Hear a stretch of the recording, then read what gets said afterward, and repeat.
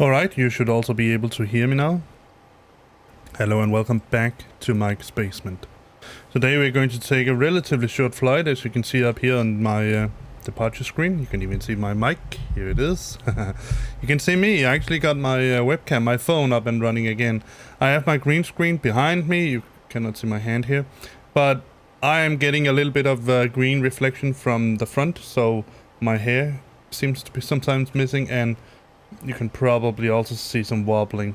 That's what we have to deal with. At least I don't take up that much real estate of the screen. So yes, welcome back to Mike's Basement. I have some news for you. I have some things I would like to talk with you about, and I have some very good news.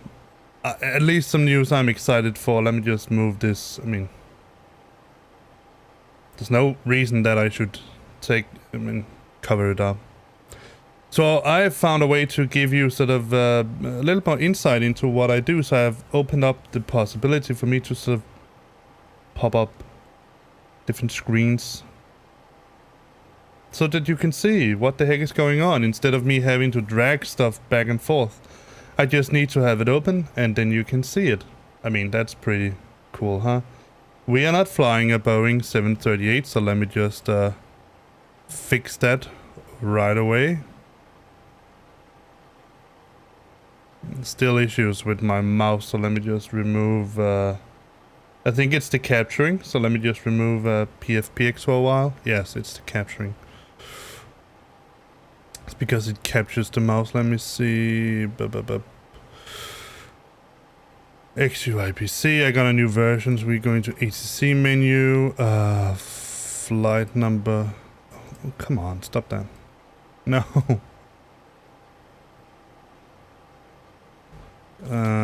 Yeah, I think it's called SEDMO.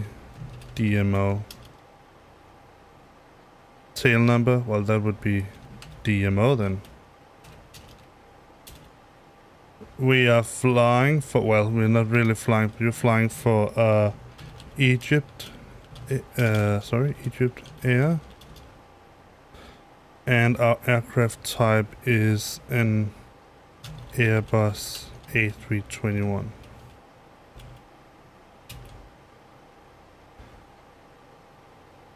A321. I think it's it's called A32N, something like that. Apply, let's see. I think it's something like that. The real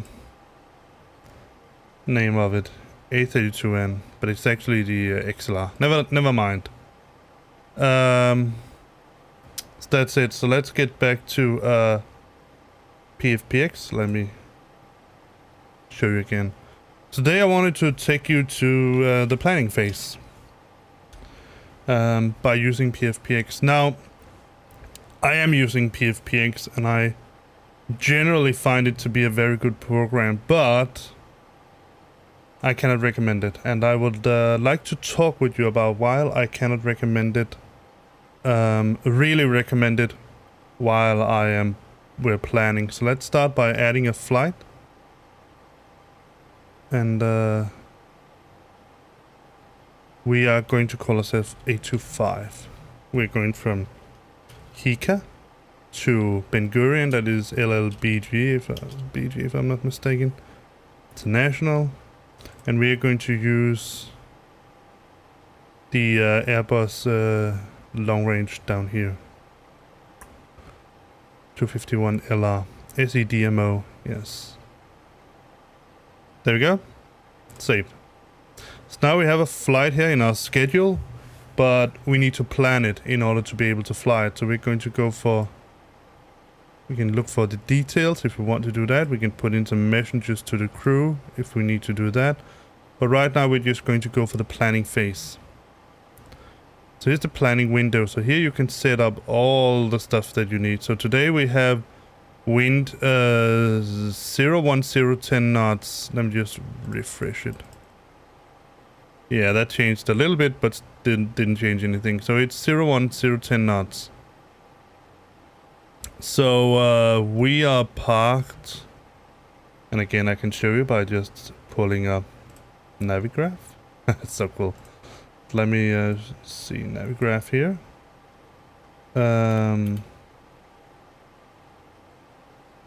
We should be here somewhere. Yes. Let's look up HECA. And go for taxi.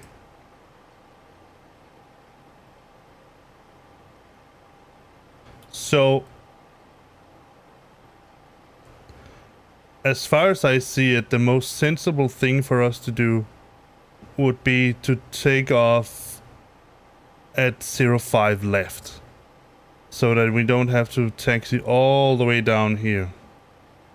So we are going to request 05 left. Now, Ben Gurion, I don't know much about that airport, but I can see that the wind is in 207 4 knots. So I think actually the best runway here would be 26. I don't know why I chose 25. Chose 25. Can you still see? No, you cannot. Let me just remove Navigraph once again so you can see PFPX. Alright, so everything else here is in good shape. I think we can go for a pretty high cost index this time, 75. We don't need to be that costly about it. So our step climb is 2,000 feet. Our climb should be econ then. Because then it's all planned out by the cost index. We're going to fly at optimal flight level. And our optimum altitude should be minimum. Let's go for minimum fuel. Payload. We can have 200 passengers. Which I honestly highly... No, that's true. Let me just check in the ToLiss app. Oh, again, that mouse. It captures the mouse. There we go. Let's go and see. ToLiss. Open IC screen. Let me just see which livery I actually loaded up. Oh, I loaded the SAS one. We need to change that. Ah, I know why. Yes, yes, yes.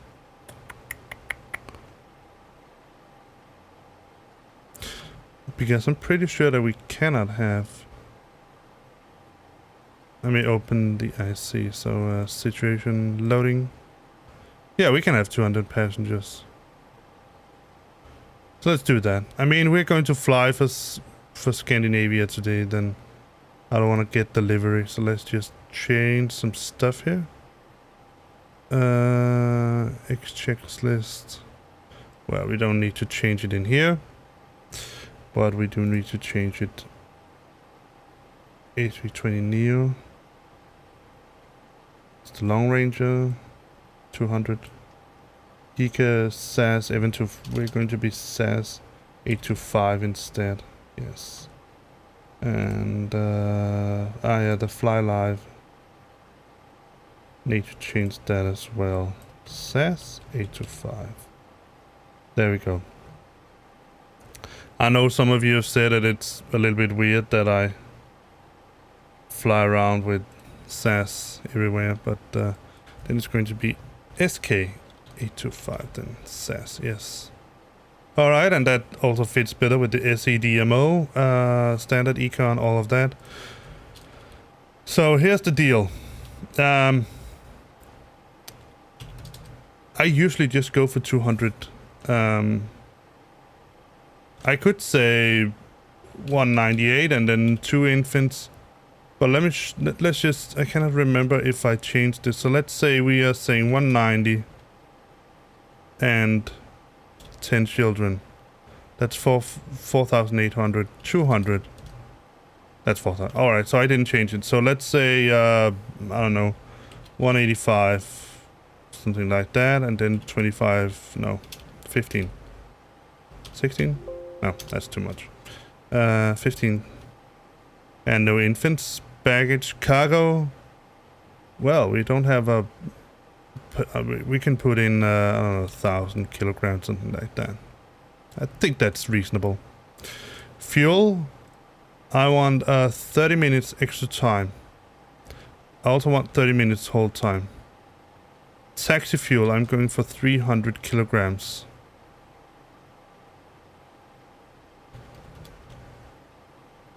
The thing is that...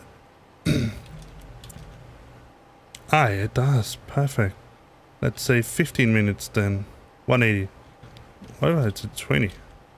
240. Let's say 20 minute taxi time. That's probably not going to be. But then we have it. And you can calculate, you can figure out how much the airplane uses for taxi. I haven't done that, so I haven't changed it, so that's why I'm being a little bit cautious about it. We're not going to fly with the APU on. We're not going to tanker any fuel, and remaining fuel is going to be calculated, but I do want about 45 minutes contingency time. Let's see if we can do with that. So the next thing we need to do is to find a route. So we can press here and then just go down here and say find. But I actually like to go up here and then make sure that I get an upper airway route. Now, as you can see, the distance increment is 78%. That's pretty much, and it's a horrible route. Let's go. We can, if you look at a world map, you can see this is our route is here. Because I guess it's because there's some restrictions and all that. We're going for this crazy ass route here, but that's what it suggests. So we can.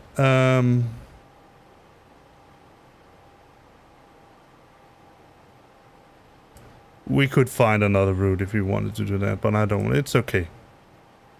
The flight time is going to be still about 1 hour and 5 minutes, so I don't mind. Alternates, and there's some... This means, I think it's, if it's above 15% or something like that, it will complain. We don't need any EDTO, or as it's called, ETOPS before. So we're not going to... It was called EDTO, but now it's called ETOPS. Extended Twin Engine Operations. And an Airbus like this, an A321, is cleared for, or usually gets, what's it called? Licensed. Whatever you want to, name you want to use, word you want to use. Licensed for just about... I think it's like you saw, 180 minutes ETOPS. All right, so the only thing that we need to do now, we could go in and look at takeoff and landing, but that wouldn't really make sense. We can compare it with the ToLiss. I don't think we're not that close to the maximum zero fuel weight. It's in the fringe area that it usually complains. Let's see if we get a red one. Yeah, we got a message that, yeah, it exceeds by 78%, so it's almost double. But it doesn't matter, it's okay. So here we can get a summary. We have 200 passengers, we can compare the numbers. But right now we are going to do some takeoff landing calculations. And while we're doing that, let me explain to you why I would so much love to recommend you getting this program here. I mean both PFPX and TopCat, but I just can't. The program PFPX in itself is a fine program, and because it's an open format, the performance files that are in PFPX, it is maintained by the community. There's a site called Airliner Performance or something like that, where you can find some free and some payware performance files. Obviously, the guy making the performance files also needs to eat. So yeah, but TopCat. Let me show you. Let me just quickly make. Let me just start TopCat. No, not top view. TopCat. And let me make a new window capture for that specifically.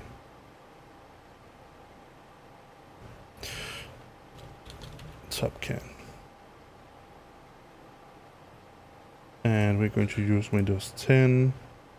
And yes, we are going to capture the cursor. No, let's turn off capture cursor and see what happens. So now you can see top cat on top of PFPX. Let me show you. So I have 2 airplanes here. If I were to add a third one, so let's add one. Let me show you what we have. We have ATR 722128. I have no idea what that is. We have the Airbus 320 214. Then we have a lot of Boeings. So if you fly the CBO 738 to 737-800 and 737-800, I think it's a big business jet or something like that it's called, then it's useful.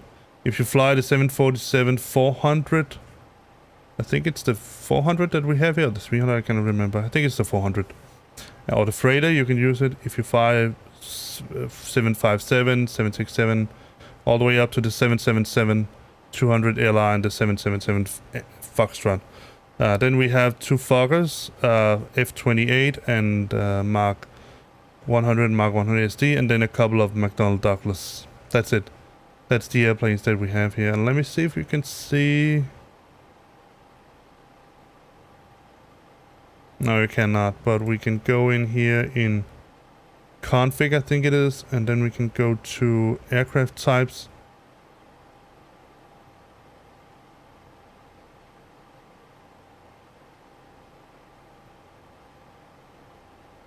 And as you can see, the newest ones have been entered. It's the Boeings here. The 2nd of August 2016. That's more than 5 years ago. That's the last editions, the 2 editions we got for the for this program here. So when you're not in the fringe, and the problem is, let me show you, because we have a 220 cabin layout here. We can't do some stuff in here. We can put in 200 adults, for example. I'm not sure. Let me go back here and edit. So we can say 200. That's the ToLiss Y220 we're using. We can put in some cargo capacity. Let me get that from... Quickly get that from PFPX. So the cargo capacity is 12. Okay, that's good enough. But it's 31087. And you see you cannot put that in. That's already there. You are maxed out. So here we can dry empty weight. That's 49. No, not 79. Edit. 49,780. Max zero fuel weight is 75,600. Max takeoff is 97, and max landing weight is 79,200. So now we have it's not. Let's just call it AC DMO, and we have everything else as we should. We are not exactly on par with the let's see, ADCP. AD-CP. We are not exactly on par with the max fuel, so that's a problem. But let's save it, and now the numbers should match here. So let's go into weight and balance. So now we should have 200 max. So let's put in, what was it, 185 and 15. Now it's going to change because the numbers are different here. Here we have in, let me see, payload was 20,000. Let me put in baggage cargo, let's put in 1,000. So our payload is 2385. Oh, it matches. Perfect. Alright. So we're full. Fuel on board. Now we might get into trouble. But not exactly. Let's say our range fuel is final.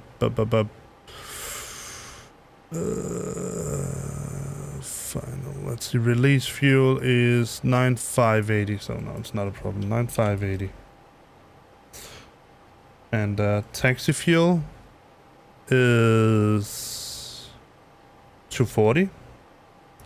And our trip fuel is 2851. 2851. The remaining should be 6489.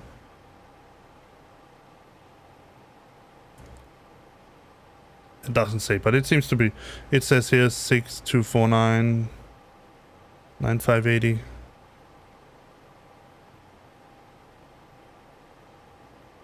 Yeah, that probably some numbers here that it doesn't. So we can say we're flying in SAS 825. We're going from HECA to LLBG, Ben Gurion. We can set the payload distribution if you want to. You can also say auto distribute. Then we get high numbers. So let's put in 40 here. Let's put in 60 here.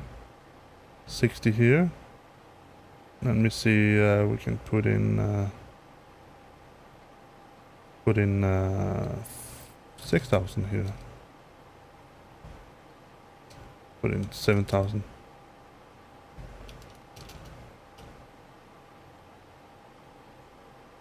Let's put in 30 here. 20. Oh, we need to get more. Let's say 40. Yeah. And let's say 5,000.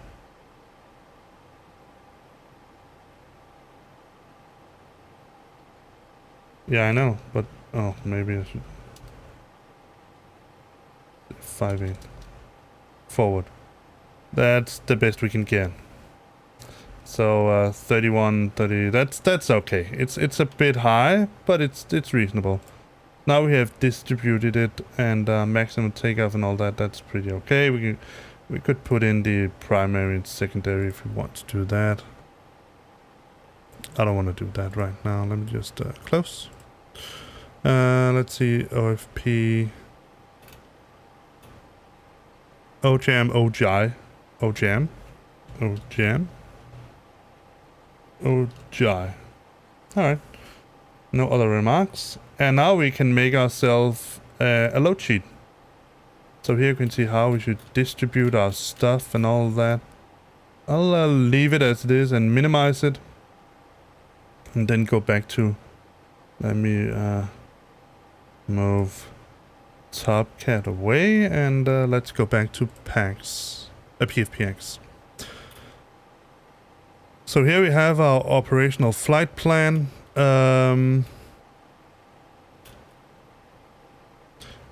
We could let us put it. We can make a more precise calculation in TopCat, but here it's the same module that it uses. You can see it calls SEDMO now. The numbers should make sense, so we're going to calculate. So it says cont 3, flex 48, field 97, performance limit is 80,000. So it's probably going to give us 48. So we're going to compare that. Flaps is cont 3. I'm pretty sure that told. Hi, sir. Sorry, I didn't see you. Oh, sorry.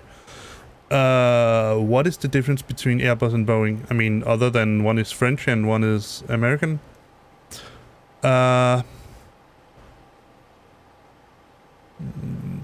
There's heaps of differences.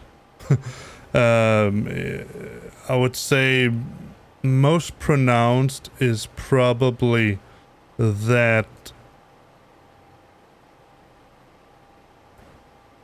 the most pronounced is probably in the philosophy. that is behind, as far as I understand it, the philosophy that is behind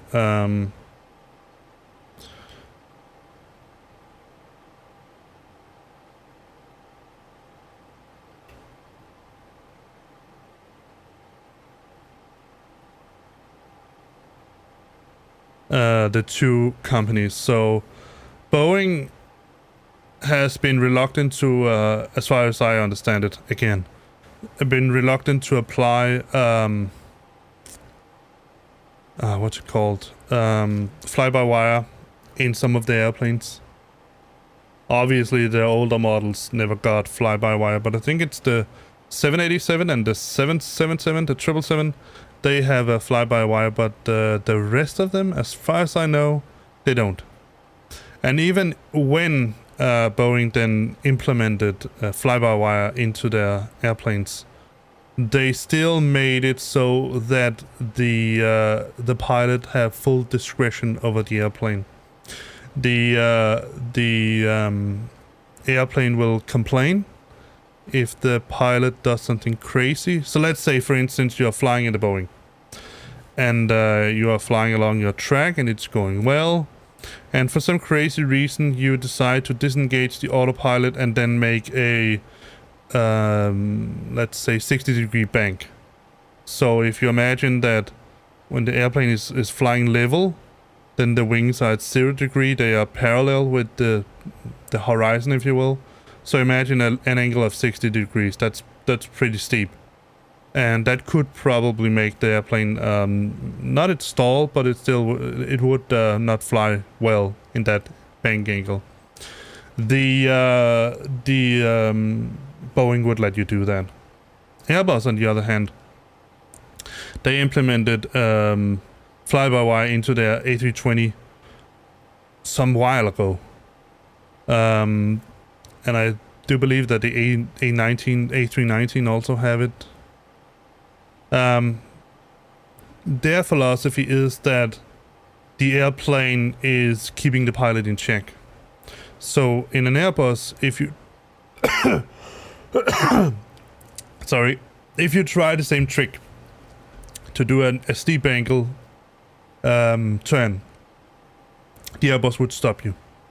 The same if you try to make a steep angle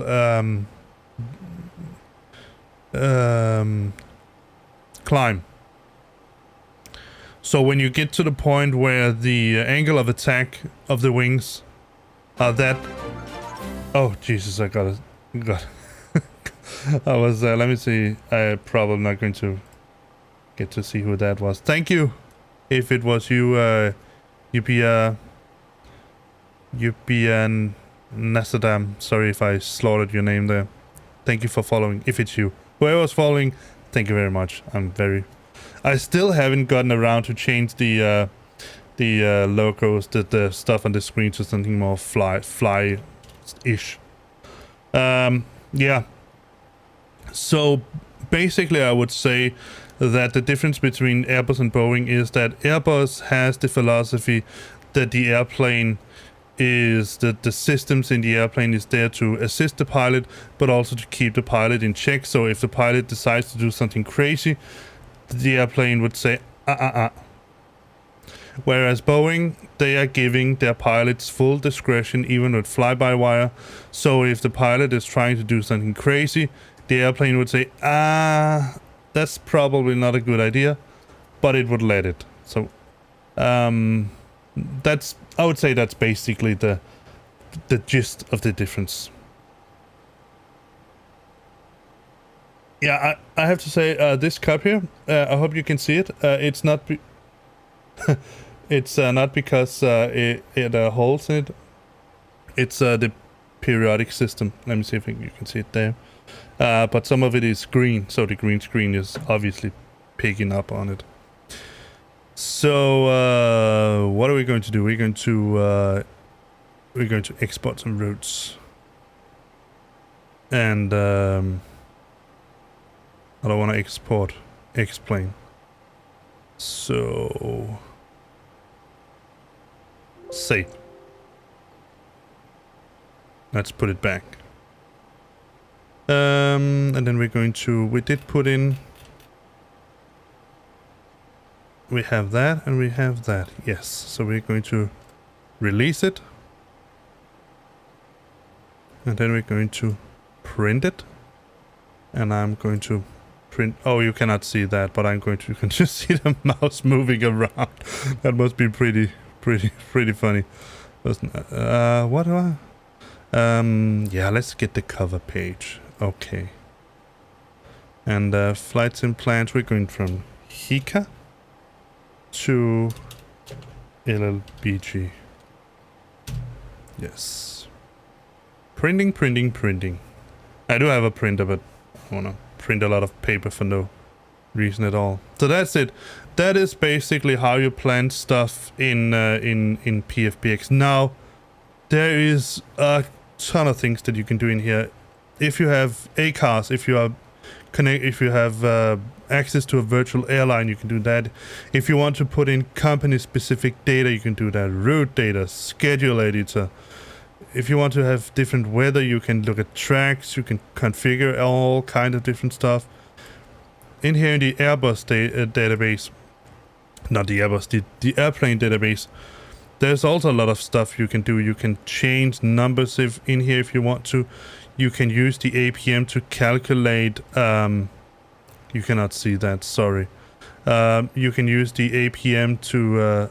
can you even see anything in here except for PFPX? No, you cannot. But there's a ton of stuff that you can do. Can you see? Can't even see the menu. But there's a... Can you see it here?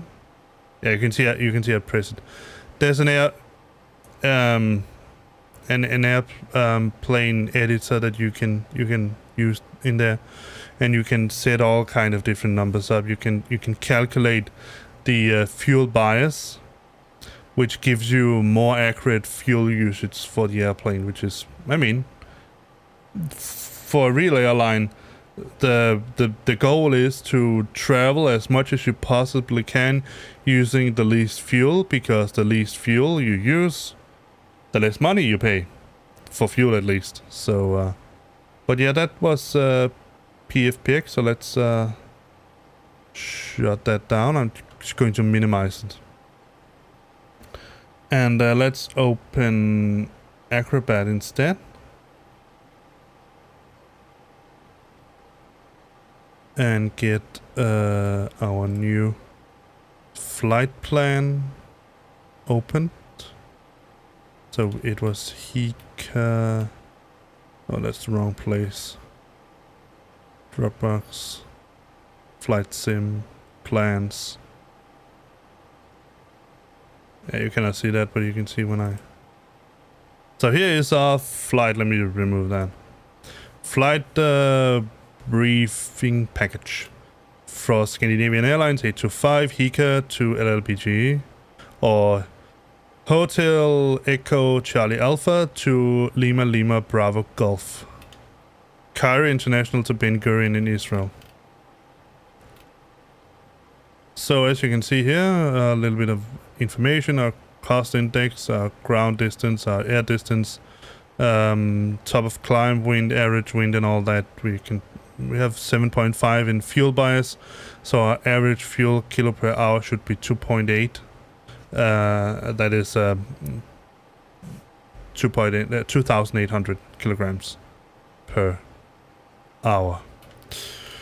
Let's see, and here's our planned fuel. All of that stuff, we're going to talk about that later on. I just wanted to see my...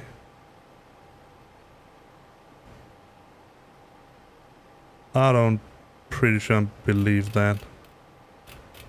Let me go down here into the flight plan here. Let me see. What about this one? It should give me also. No. Alright. So that's... We also have an ATC flight plan. 020.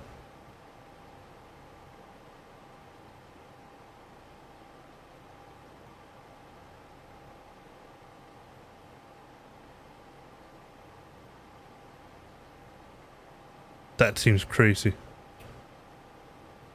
Top of climb should be 2,000 feet.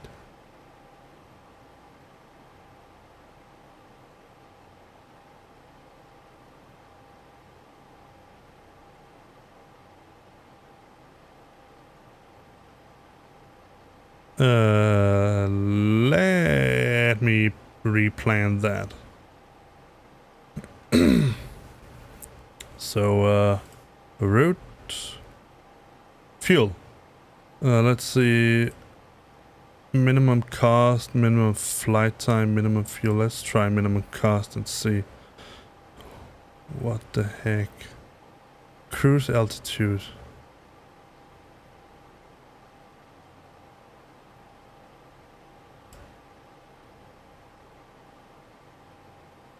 Any restrictions that I don't know about?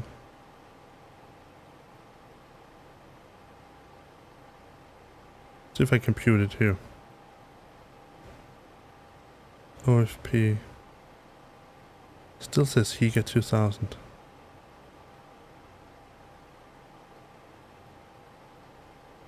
That's extremely low. Replan.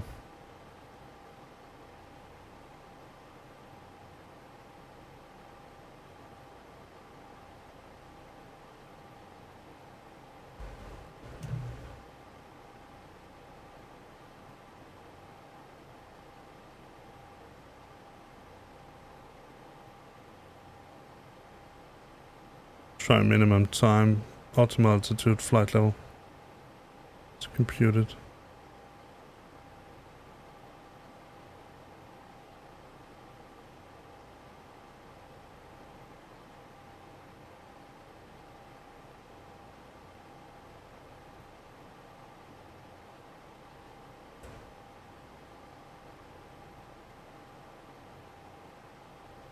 Then I got too much fuel on.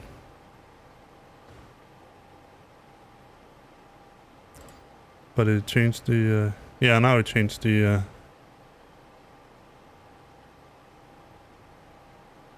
alright, that's fair enough. Let's just remove the 1,000 kilograms of cargo then. I mean, we have full with passengers in any case, so there we go. I hope that helps.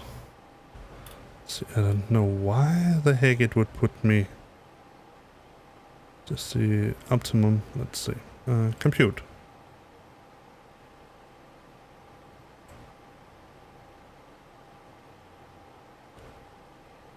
Yes, now we have. That's more like it. I think it's 240.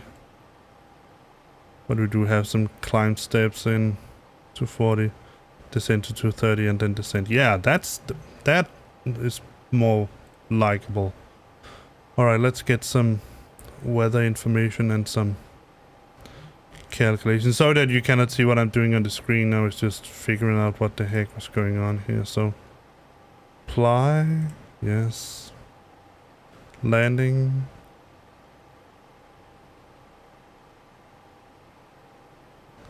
Calculate, apply, and export route should be the same. Just not to explain. Save, yes, and release flight, yes, and print flight documents, yes, and to the same file, yes. So we can do it because I have it opened here.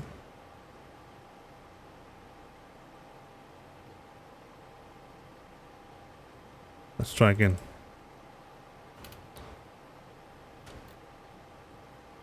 Still the old one.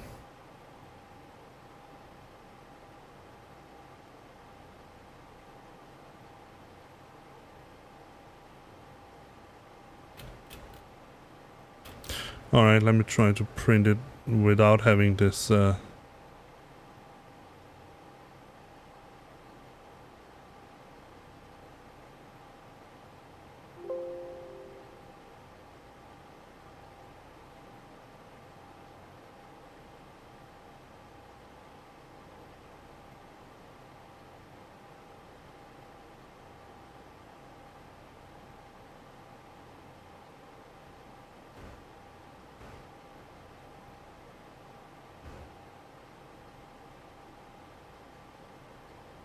Alright, let's see if that helped. It did. Alright, so now you can see it. Our flight level is, our cruise level is 240. So, can I move this to the side? No, that doesn't matter, but I can move it here. So Acrobat. Need to move it out here. Hopefully that's okay with you. And then we're going to open packs and move that over here and make it just a tad bigger so you can see what is going on. Now you can actually see what I'm doing. How cool is that? So we're going from HECA to LLBG. We are 825. Yes, our cruise level is 240. Our flight time is 1 hour. So I'm going to give us 1 hour and 10 minutes. Because I'm sleazy. And we have full house, so we're going to use at least, let's just give ourselves, not 11 hours. Let's give ourselves an hour to get every bit of passengers. Wi-Fi, we don't have Wi-Fi, so I'm going to leave it at there for now. So let me minimize PFPX. Let's move my plan over here so I can see it a little bit better. And let me get TopCat fixed also, so we now have no cargo.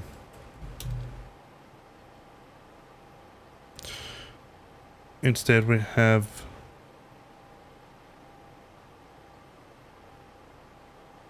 10,200.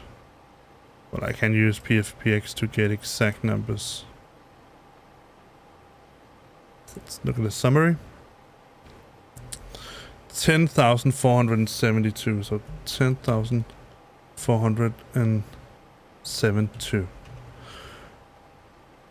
We still have 240 kilograms, but our trip is 3103. So remaining should be 7,000. Yeah, it's not exactly accurate, but I find it to be fair enough. Let's go to payload. We're going to put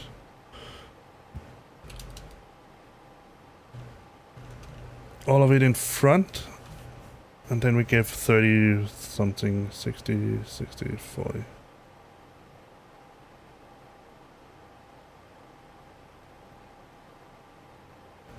I'm not I'm not exactly sure why there are more seats than people that can be there, but I don't know. Alright, let's see. OJAM, blah blah blah blah blah. Yes, so now we have a load sheet that we can use when we get to that point. Alright. I think we're about ready to set up our airplanes. Let me minimize this one. Maybe I should make Acrobat window a little bit smaller and put it out here in the out here. Alright, and then I'm going to use I'm going to remove packs for now. So we are now in the ToLiss A321. So let's get started. Oh, I forgot. I'm going to remove Acrobat for now. So you cannot really follow. No, I'm going to do something else, which is just don't have it capture the cursor. So unfortunately, when it doesn't capture the cursor, you cannot see it. That's interesting. So capture cursor.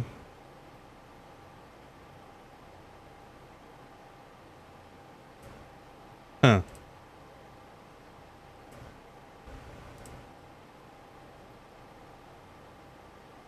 Ah, that's why. Capture cursor. Yeah, you can still see it. But I can use my... Oh, I should be able to. Let me see. Turn client area off. See if it will now.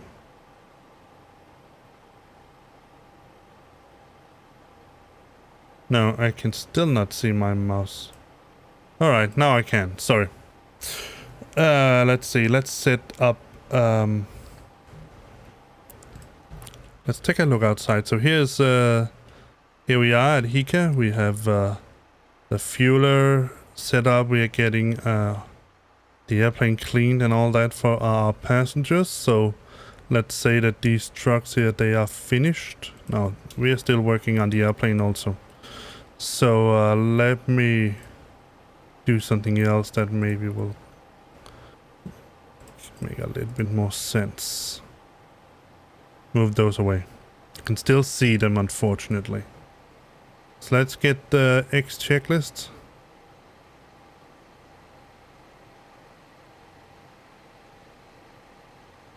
Let's start with the, I think the pedestal is okay to start with.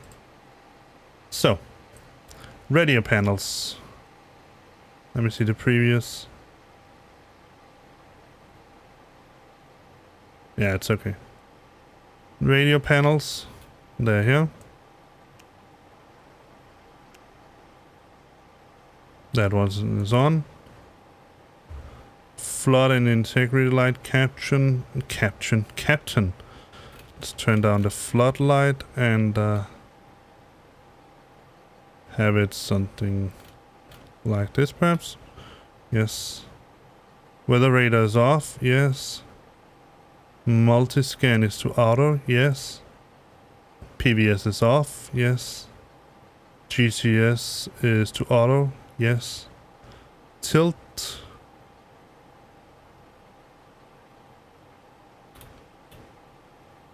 It's 5 units up. Speed brakes.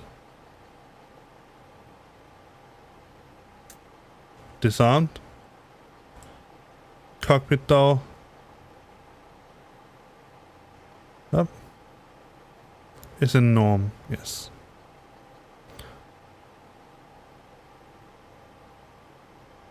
Center pedestal switching buttons. Those here. They are all in norm. Flaps lever are 0, and as the ECAS here says, 0. And while we're doing this, let me just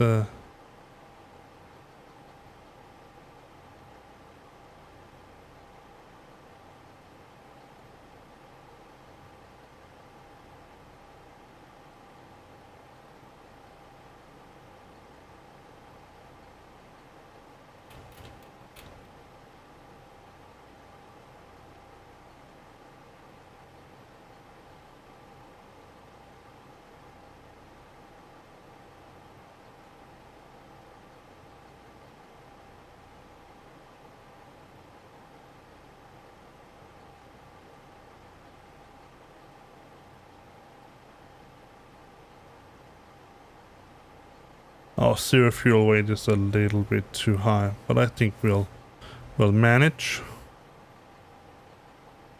You can see these numbers are way off. Yeah. Block fuel should be 10,500.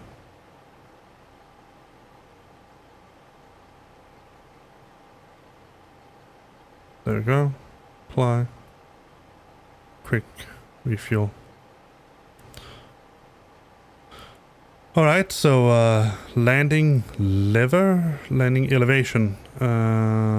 It's I did see it somewhere, but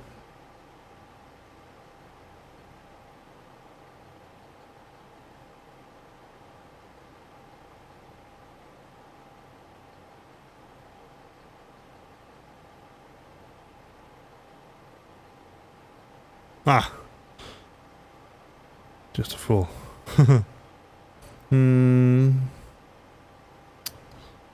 Where is it? What was it? It was page. Pressure page. Auto, yes. And status? Norm. Yes. Thrust levers. Both idle. Engine masters 1 or 2 are off. Parking brake is set. Rudder trim is 0. Gravity gear extension.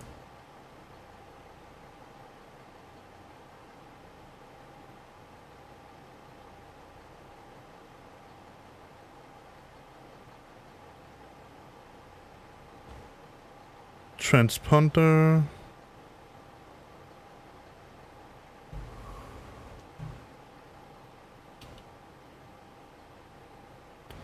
Going to move over a little bit, scoot over. So we're going to set it to 1. I'm going to set this to on. Set it to above. 2000 is okay. On. Transponder on. Transponder TCAS.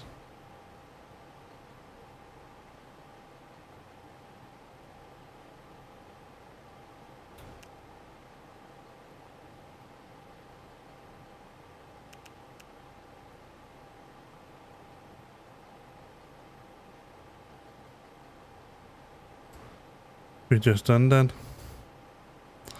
IROD aircraft model. All right, so let's get this plan going here. So now you should be able to see the.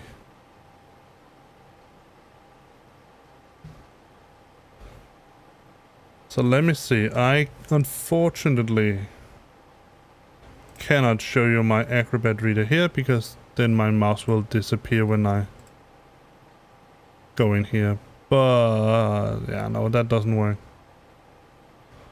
But I'll show you. You can see the plan here.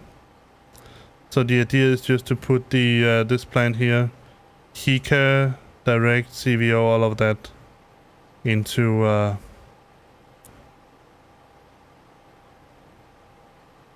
the FMS.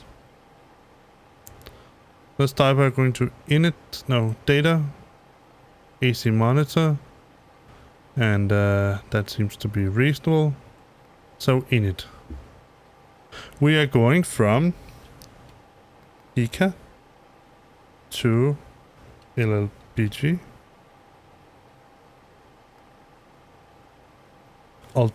Alternate, we're just going to take the first one.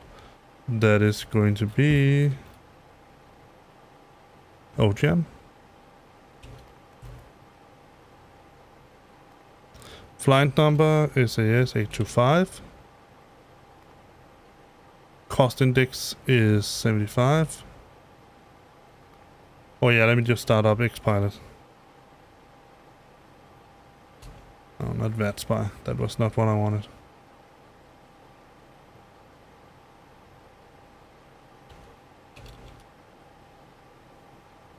And Xpilot, yes.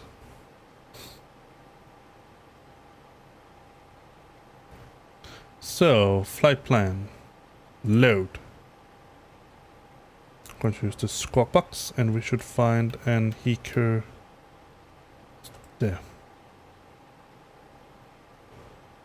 It's not a heavy, it looks good. 845. It's probably going to be something like 10. Time and route, 1 hour, 1 minute. Yes, looks good. Save as a V-plane flight.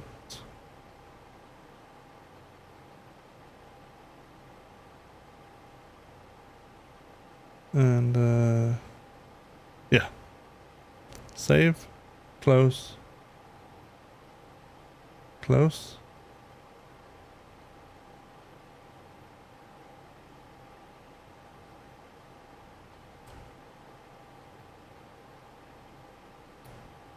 So it's A32.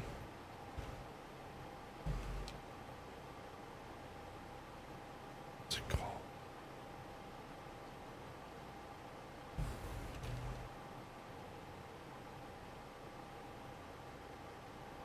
Let's see if I can find it.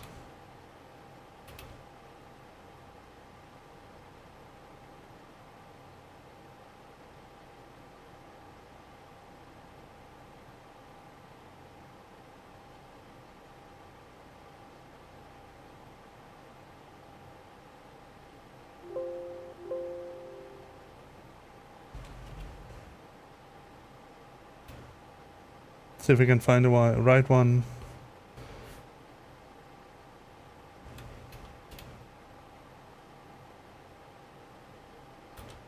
Oh, why can't I remember that now?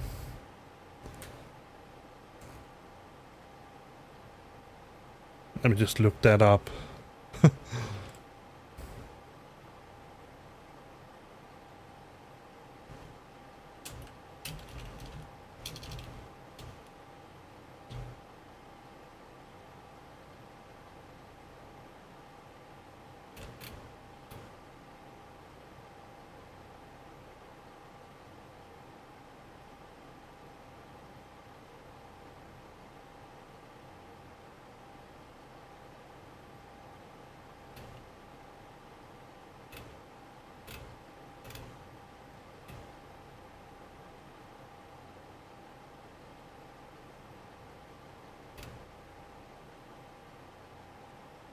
Ah, yes, 821. I don't know why it's...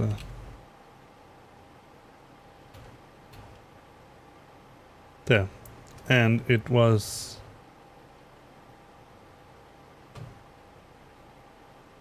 I think... Can I see it in the cockpit? Should be able to see it on the plate up here. 80 CP, yes. 80 CP. And we are SAS 825. Connect. And flight plan.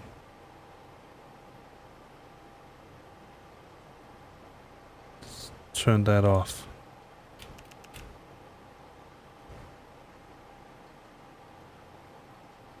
Alright, file. Let's load from file.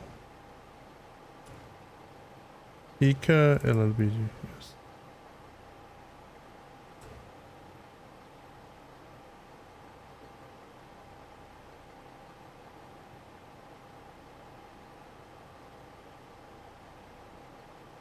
Alright, so everything else seems to be in order. Let's file it. Alright, so now we have filed the flight plan. Let's remove that and let's get back to filling out. Our cruise was flight level 240. But we do have a step climb somewhere. Oh yeah, that's something that the checklist didn't get me around, so I need to go a little bit back. I can see.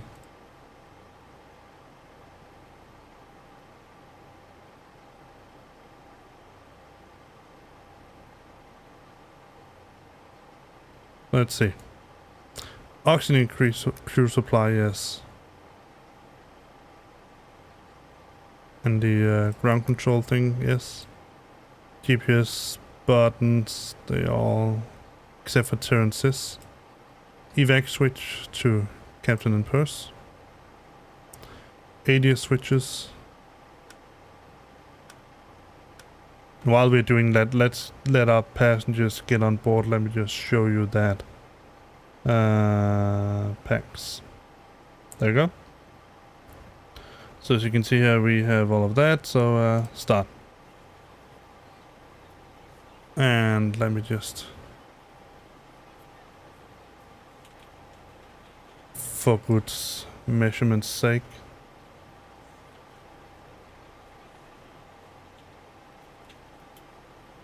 get the buses to drive up. So you can see when we look outside.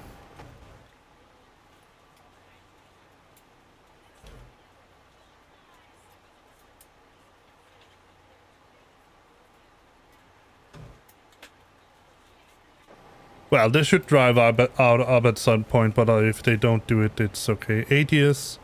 I think we did switch them to a line, yes. Strobe light.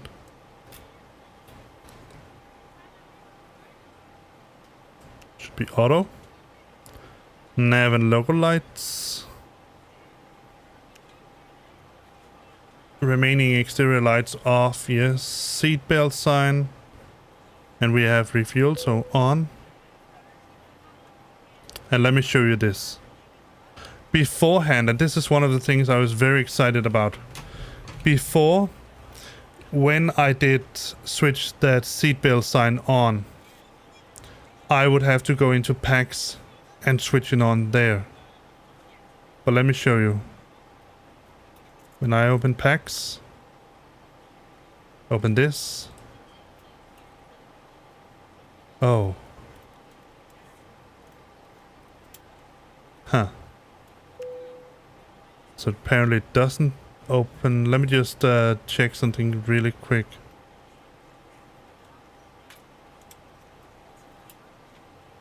Let's go into this one and reload the data refs and see if it doesn't work now. Because otherwise something is wrong. Let me see packs. And notice now it says seatbelt sign on. If I go in here and say seatbelt sign on. Yeah, now it says seatbelt sign off. So for some crazy reason I have to reload the... I don't know why. Maybe it's the version of... I don't know. I'll check up on that. Maybe install the older version that I had before. That was 38 or something like that. Never mind. Let me... Oh, you didn't see it. Let me just see. Now it says seatbelt sign off. And if I flip the switch again, it will say seatbelt sign on. So I don't have to do that anymore. I'm pretty excited about that. That was some of the changes that I made yesterday. And I'll make a video about how you can do it yourself. So yeah. Refueling, no smoking sign. And emergency lights armed.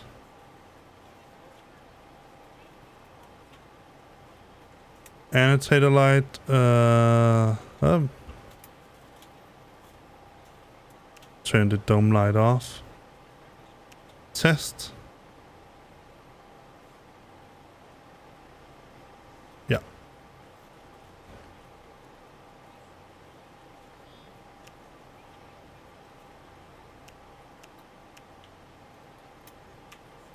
Otherwise just bright, yes.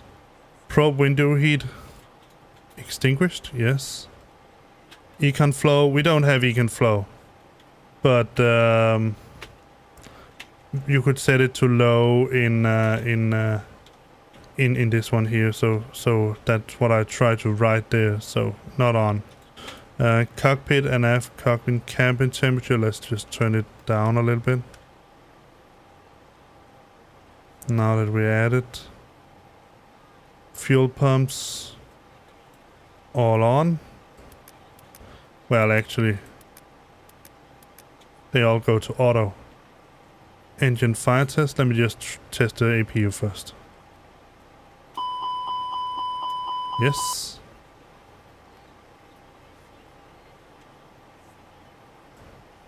Interesting. Try again. There was the sound. And over here. Yes. Standby horizon. Actual Q&As. Let's just get that. We're getting from vPilot. No, that was Top Cat. Well, we can also get it from Top Cat. No. There we go.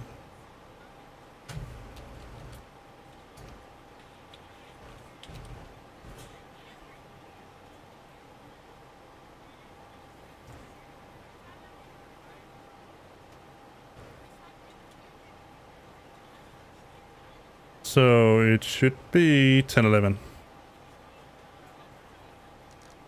There we go.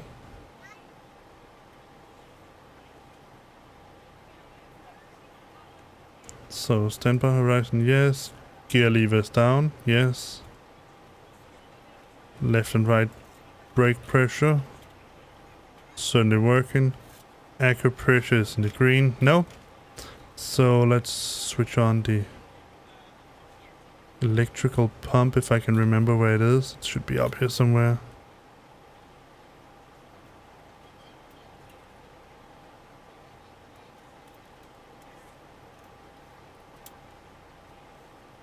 Should be this one. See what happens.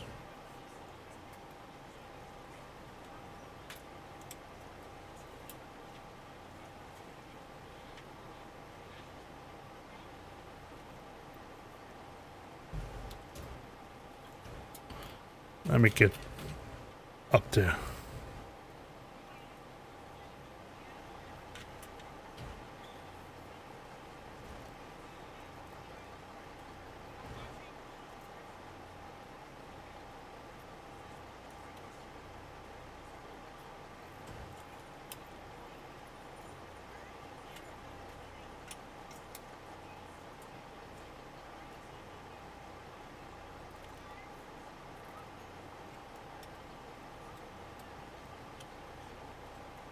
Ah, yeah.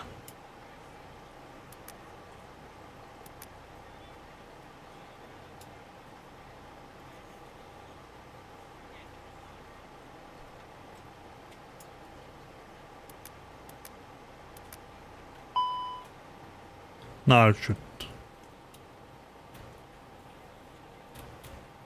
Yeah. That was the one I was looking for.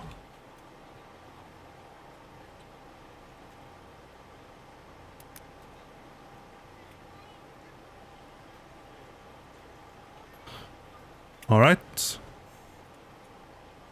Chronometer, time and date. See if it matches. 9:42. Let me just go in here and see if I...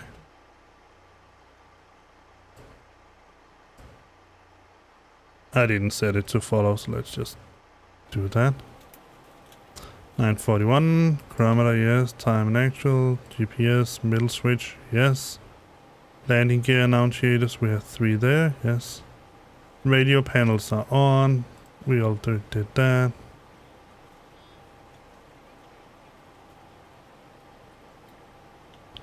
Flaps lever.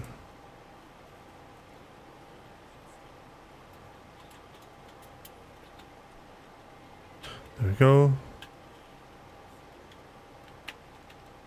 Thrust levers idle. Engine, parking brake is active. Rudder trim 0. Do it again. Gravity gauge extension, that was where I stopped before. It is locked. Transponder 1 or 2, we already did that. Transponder on. Not yet, but TCAS, transponder status, packs and cargo. Alright, so we got here. So now we're back. MCDU brightness, we already did that. We checked the aircraft model, engine, nav data and performance factor, yes. From to, alternate, flight number, cost index, cruising flight level, wind. Let's go and request those. There we go. Remove the GPS primary. And iris. They are aligned. Perfect. Flight plan discontinuities. Well, we haven't set up a flight plan yet, so let's get there. Departure. We used 5 left, if I'm not mistaken. Yes, 5 left. And no sets, so it's very easy. Insert that. And yes, obviously we have a flight plan discontinuity because we haven't done anything yet. So let's go back to flight plan. And let's put in the flight plan.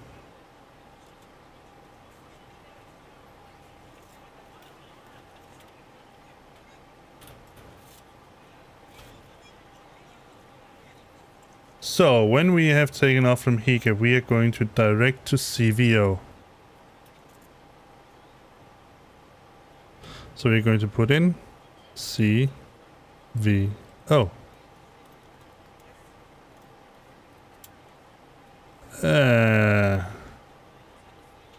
I'm positive it has to be this one. It's very close. Then we're going to...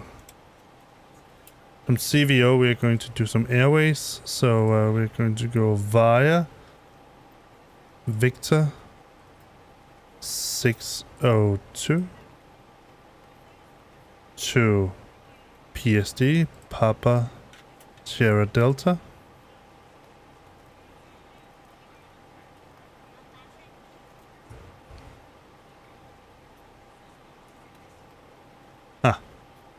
Perhaps if I wrote Sierra Delta actually.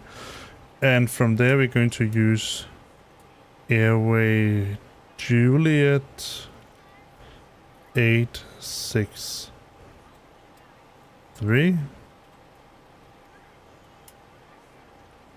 to Lacto Lima Alpha Kilo Tango Oscar. From there we're going to use November 71 November 71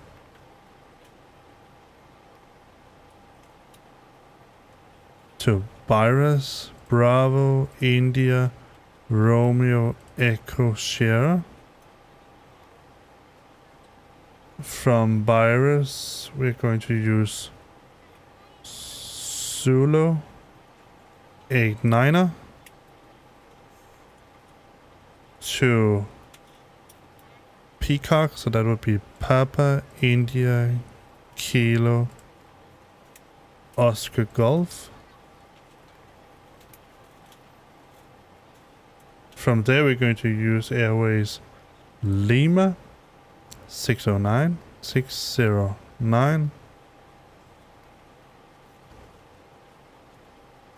and then Suko Sierra Uniform Kilo Oscar.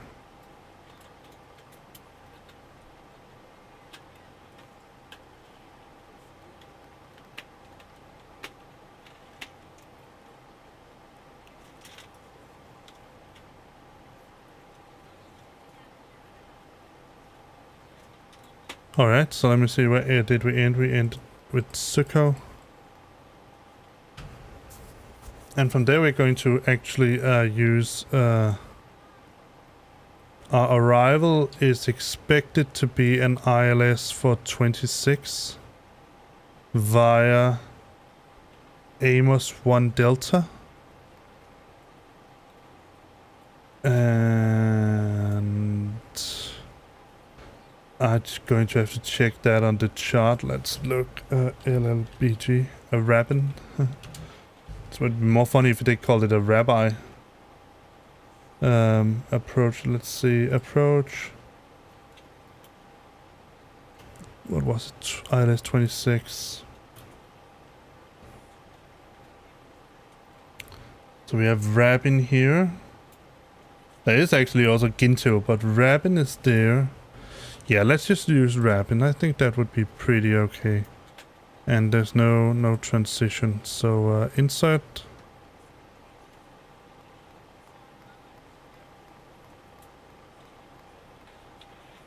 And we don't seem to have any discontinuities. So yes, route. Let's go up here and take plan 40. Let's go down to 10 actually. And let's just follow it around.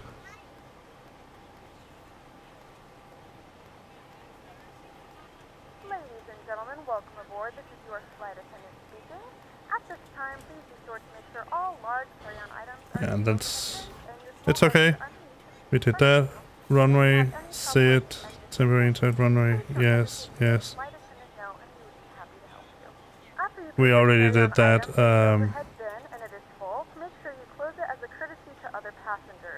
Also, be sure that the aisle is clear and sit down so that way other passengers can get by you. If you are seated in an emergency exit row, please review the exit seating responsibilities and the safety cards provided for you. Please make sure that you are able and willing to perform these actions. If you're not, please let a flight attendant know so that way you can be reseated.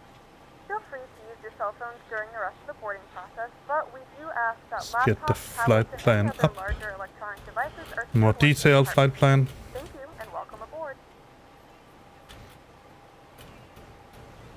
So we're going to use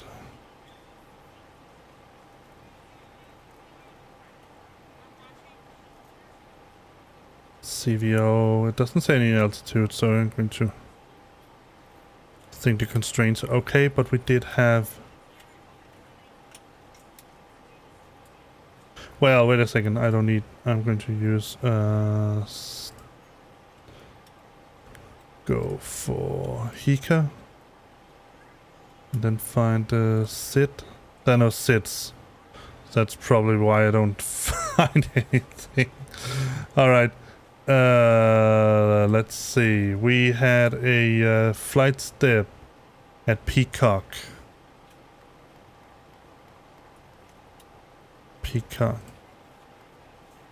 Step outs. So altitude is flight level 230 at Peacock.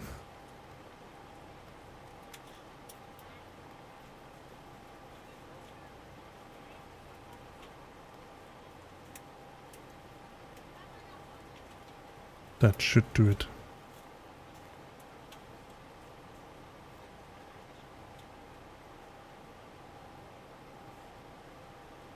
That should be it. So I know that we did data, init, a flight plan, then we're going to go for secondary flight plan, copy active, and then we're going to go diffs rip, so it's going to be init B. Going to put that to arc 20, still with constraints on. Good. Copy active, waypoints. I'm just going to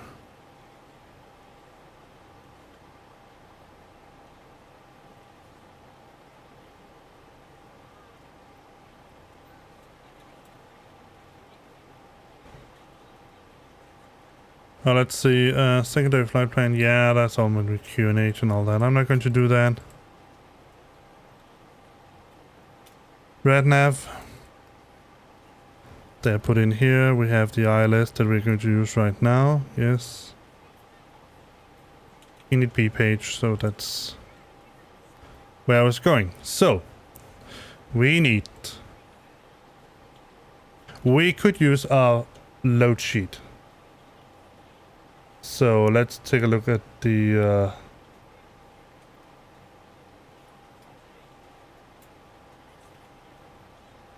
oh, it's because it redistributed it all. 60. Oh, that's too many. 60, 40. And void. So. Yeah. Load sheet. So we would get forward 15%, that's our mag limits. We would get mag 0, that would be 34.26. So mag takeoff weight would be 32.28. So that would be that one here, but I'm pretty sure that the ToLiss thingy here would disagree. So let's take a look. No forward and aft cargo, just passengers. But they are all distributed equally. So let's see it's 28.6.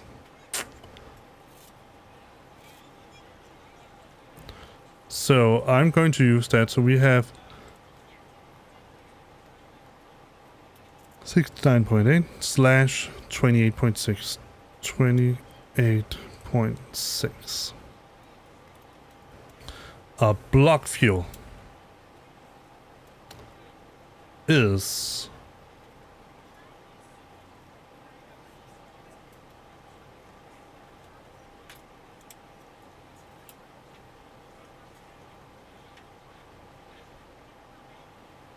10.5. 10.5. So trip time and all that. So 5.6 in extra time. That's pretty decent. Takeoff weight is 79,300 roughly, and landing weight is 76,400. That's also pretty okay. I'm going to put in, let's say it suggested 3. It's going to change the speeds here. Let's see what the TopCat here, the TopCat tool here, it can say. So let's update.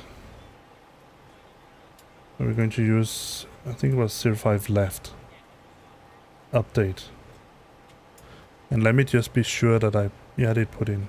So 360, 12. Let's see what it.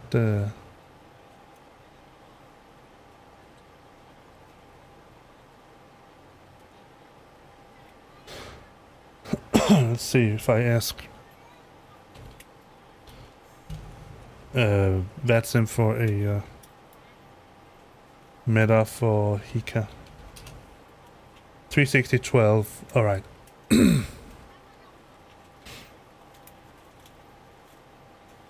05. I think 05 is still the best bet. So let's go with that. Temperature 10, 11, dry. 79. So takeoff weight is 79379.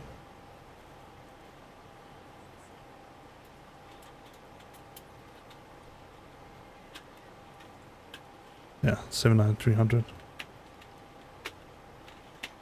Yes, optimum. Normal takeoff. Oh, that's because I didn't allow it for to go. I don't know why it won't allow to go derated. Let's see, 05 left. Try to compute.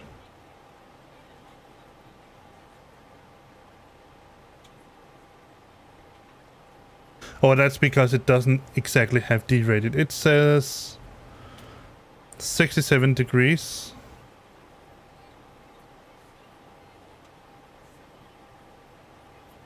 This, I don't know, let me see results. What does it suggest? 67. This is just 59. 05L, yes, 152. What's the speed? But what? H1 plus F, normal takeoff. Interesting.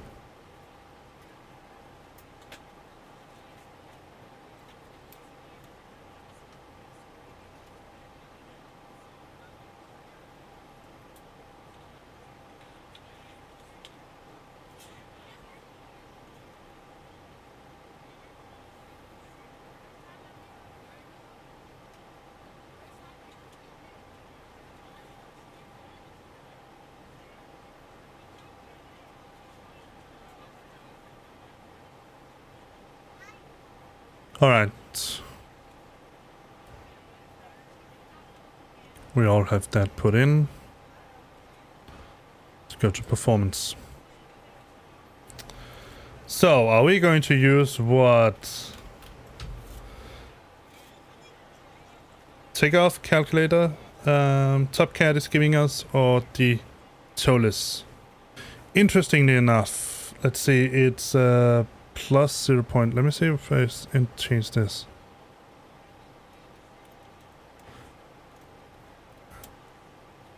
I don't know what the...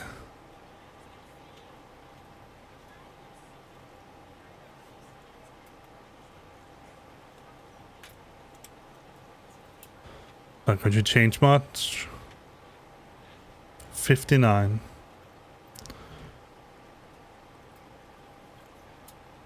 At 59, it will say it's 78.8% thrust.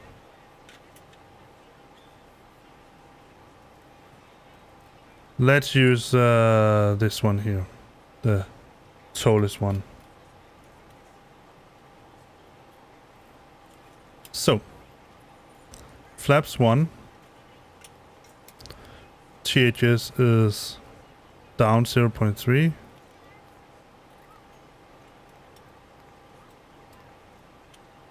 Flex to temp is 59.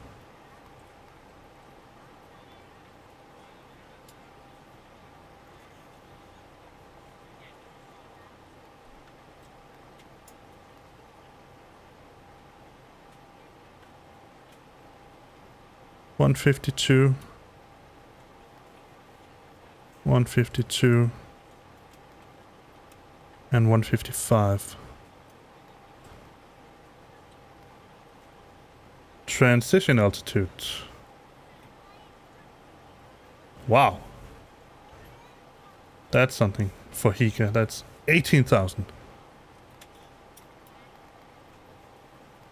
That's a haul. It's a high transition altitude. I haven't really figured out exactly what they are doing, so I'm not going to fiddle with that. We could go into next phase. That would be climb. That's managed with the cost index. Yeah. So we are going to LLBG.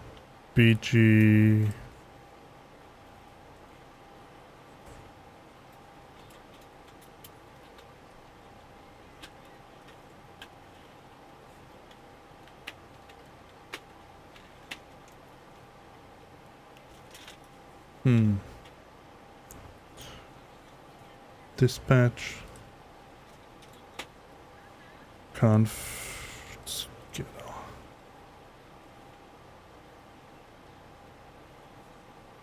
Two 6, yes. That's a 30th. No, that's a very short runway.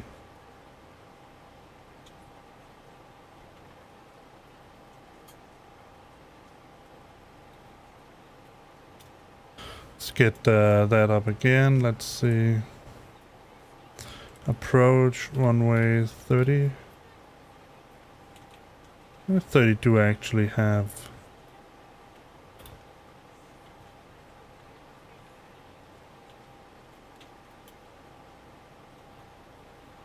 Let's see what.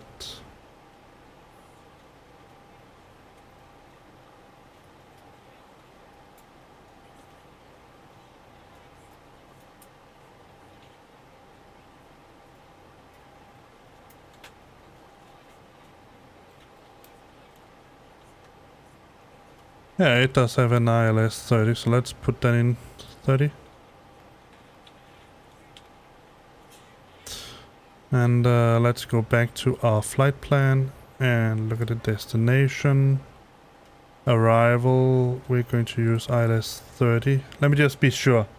Let me go back to here and get a meta for... Let me see if I can get to HECA and LLBG. What if I put a comma in between? No, it still just gives me HECA. That's okay. 348 knots. Yeah, so 30 is probably a better runway, so let's use ILS 30 instead. And now we have to change to a new transition. What was it we had before? We had ammo S1D.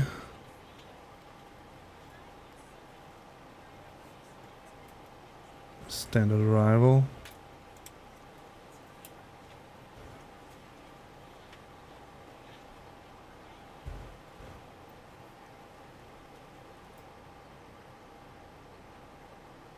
We're on your time now. Oh. Wow. Amos 1E. Good afternoon, ladies Coming and from gentlemen, Suko. and welcome aboard flight 825. Yeah, Our let's just flight time take- will be roughly 1 hour and 10 minutes. Now that the cabin door is closed, please make sure that all devices are in airplane mode and your large devices are now shut down and stowed. Please fasten your seatbelt and make sure that all trays Via and head seat ass. backs are in a full upright and locked position for departure. No Flight transition. attendants, please Yes. prepare cabin for departure and cross-check. It's sad. Let's make sure that we don't have any discontinuities. No. Alright, let's get all of this away.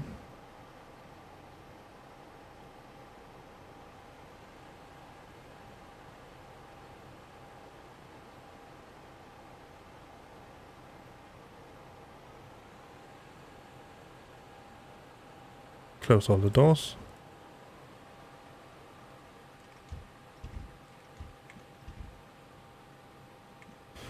Just use the full extension of the brakes. He suggested to do that when you're standing still so it can recognize it. Yes. Let's hide them all. They evolve fast. Init B page, we did all that. Flaps, yes. Flex temp, V1, strut reduction height. Yeah, it's okay. 3000. Let's go back to here. 3000.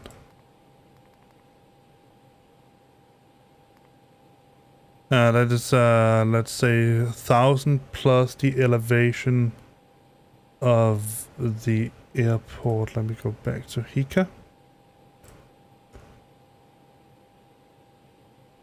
And it was 05L that we would be taking off from. So where's the elevation? 467. The runway is 190. So 1500. That would be 1690.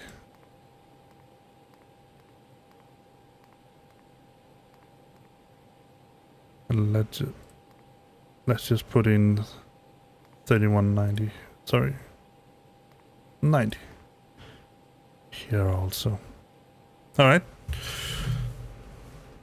Interesting that the airport elevation is 460 feet, but the runway is 190. So, yes, cockpit door. Let's do that. APU master on. Wait for it to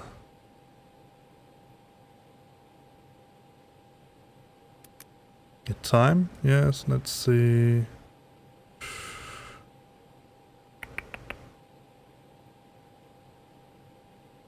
Turn on the packs.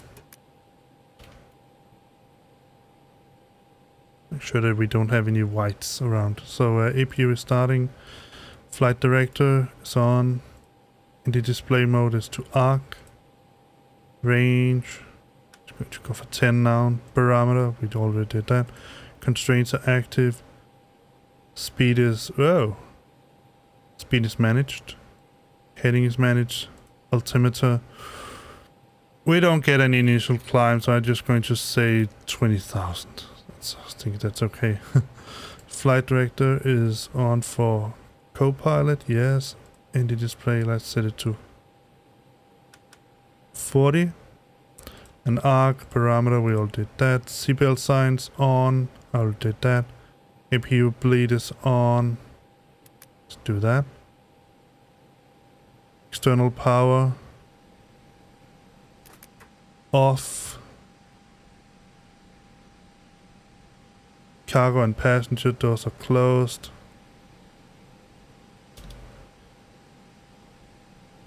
And let me just see how we are parked here. We're parked this way, so we're just going to get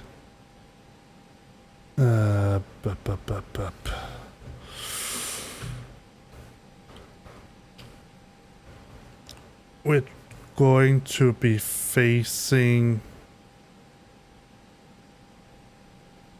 I want him to take me to the right, I think. Let's just call him up.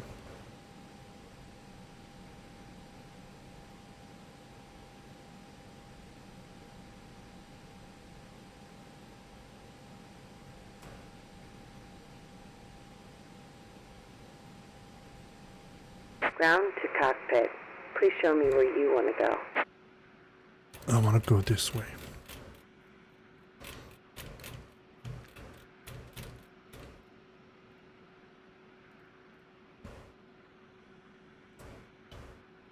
Ground to cockpit. ToLiss driving up. Briefing, weather, emergency briefing, yeah. Contact ATC. There's no ATC here, I'm pretty sure. Let's look.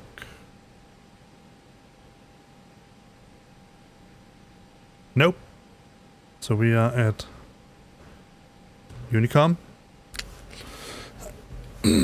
Let's get this to progress and move it away. Sit, yes. Just did that. Transponder code, we don't have any, so we're using 2000. Turning on the transponder now. Yes. Turn on the beacon light. Yes. Okay, all doors and hatches are closed. Ready to connect. Let me just remove all these windows so I can see if you write something. Oh, I'm not receiving on Unicom. Let me just fix that. There we go. And let's turn up the volume a little bit.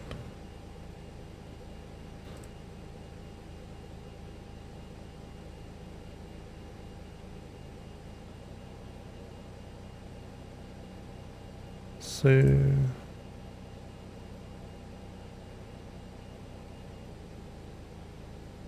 Tow connected and bypass pin inserted. Release parking brake.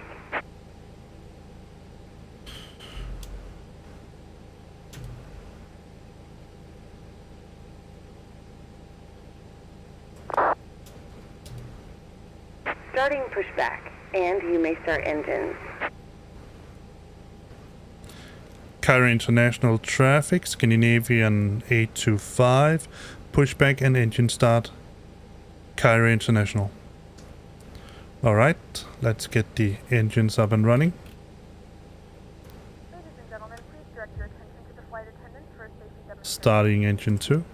When the seatbelt light is fastened, please make sure that your seatbelts Start are fastened chronometer. well and tight across your lap. To fasten, insert the metal fittings into one another and tighten by pulling on the loose end of the strap. To release your seatbelt, lift the upper portion of the buckle. We suggest that you keep your seatbelt fastened throughout the entire flight as you may experience unexpected turbulence. There are several emergency exits on this aircraft. Please take a few moments now to locate your nearest exit. In some cases, your nearest exit may be behind you. If we need to evacuate the aircraft, floor-level lighting will guide you towards the exit. In the event that the cabin loses pressure, an oxygen mask will drop right in front of you. To start the flow of oxygen, pull the mask towards you. Place it firmly over your nose and mouth and secure the elastic band behind your head. Tighten the straps if necessary and breathe normally. Although the bag does not inflate, oxygen is flowing to the mask. If you are traveling with a child or someone who requires assistance, secure your mask first Listen and to then this. assist others. Keep your mask on until a member of the crew advises you escape to assist. In the event that the pilot decides to take us for a swim, a fashionable life Listen vest when is it begins to located in spool the up. pouch under your seat or between the armrests. When instructed to do so, open the plastic pouch and remove the vest. Flip it over your head. Wrap the straps around your waist and buckle at the front. Pull the strap to tighten. To inflate the vest, pull firmly on the red cord only when exiting the aircraft. If your life vest Did it does already not do inflate that? automatically, blow into the mouthpieces for manual inflation. Each vest is equipped with a whistle and light. If necessary, your seat cushion can be used as a secondary flotation device. Please securely stow all personal items.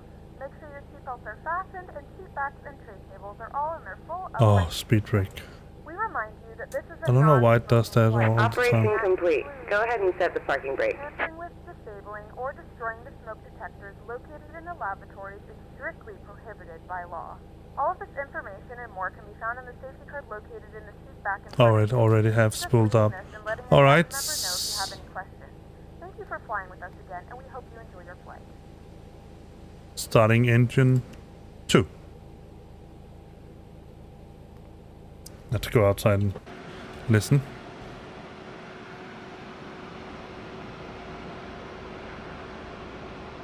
I should be able to. It says on. It's a really, really cool sound. Yes, I know. Yes.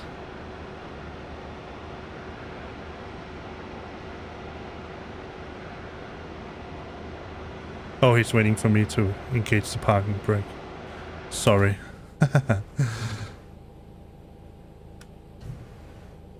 Disconnecting tow. Stand by. There it was.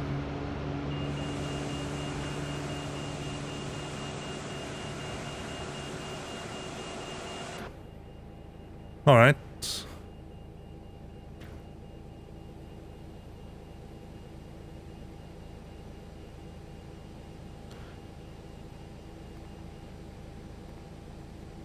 Yes. So engine 1 is started. Chronometer. Start that. We need 3 minutes warm up. Engine mode selector back to norm. APU bleed off. And APU off. Trim wheel position. Disconnected and bypass bin has been removed. Hand signal on the right. If We'll I'm see you not next time and have a safe flight. mistaken, it was down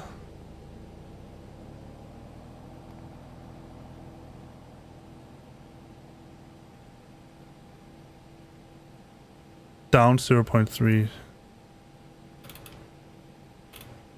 Oh, I never don't know why Evan does this. I can see it here. And let's say 0.3. There. It's much smarter. Alright. We're ready for departure. Yes. Speed brakes. Armed. Let me see if I can remember. There. Flaps. It's 1. Rudder trim. Reset. Pushback crew. Disc and showing. Bypass. Pin. Let me see if I can see it from the outside.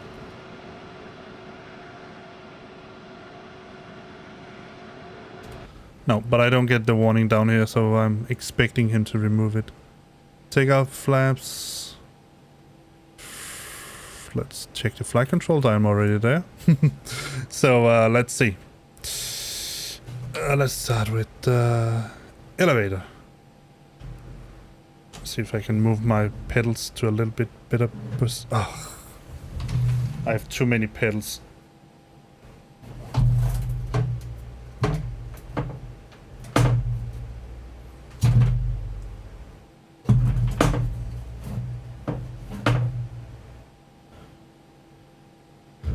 I need to find a good way to move one of them out of there. Alright, let's see.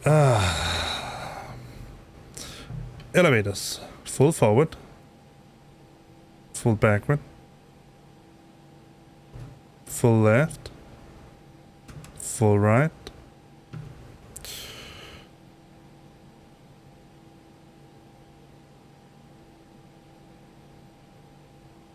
Rudder. Well, alright, full left, full right.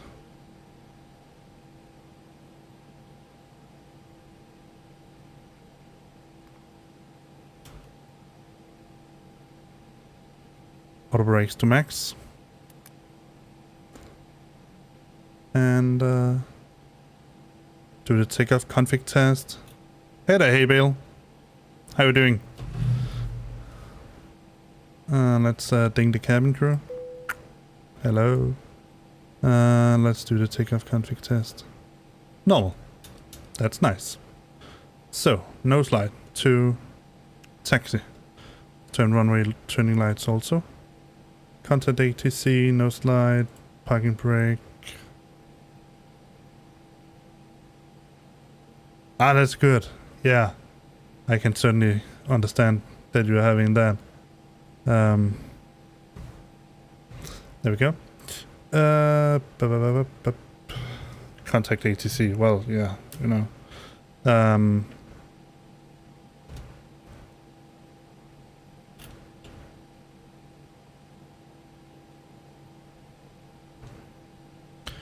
Cairo International, Scandinavian 825, traffic to runway 05 left.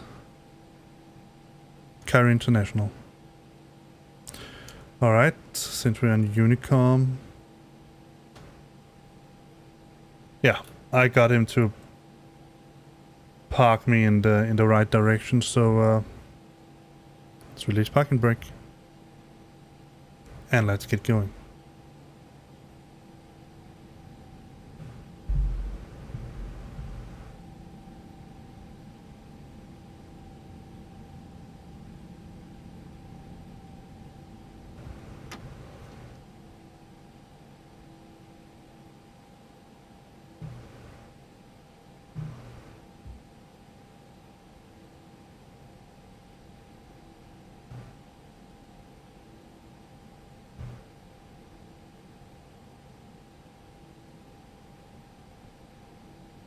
So we're going to take the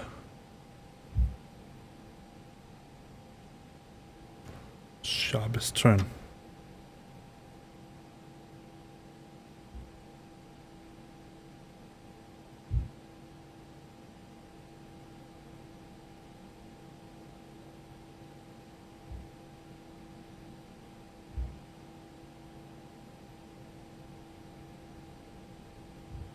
So that we follow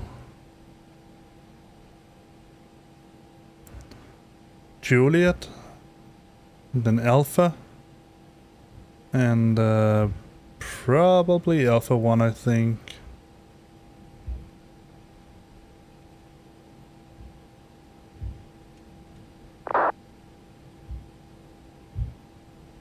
He's down at 05, right? So it's not a problem.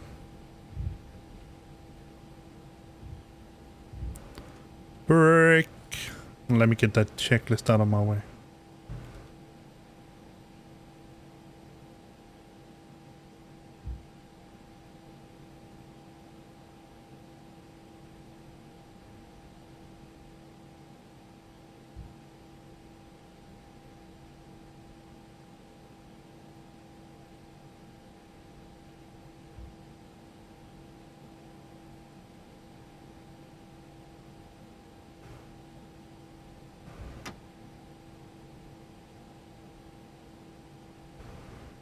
Now we're just going to take a nice little stroll down here and see what our passengers say. We have 12 minutes. I'm pretty sure I can manage to take off in 12 minutes.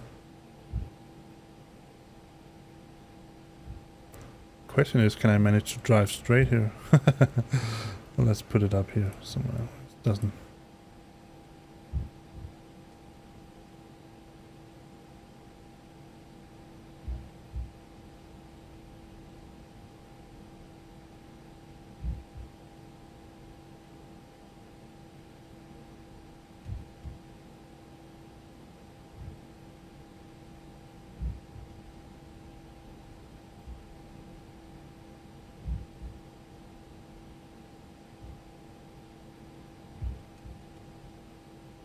And we are at Unicom, yes.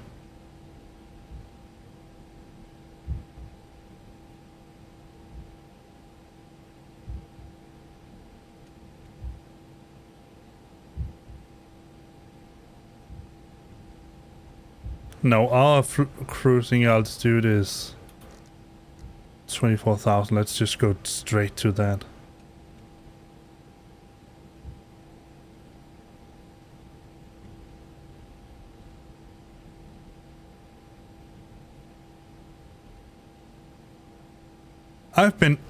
I've actually been really good. Hey Bill, I managed to make, I can show you that you didn't get to see it at the first time, but the second time around I'm definitely going to show you.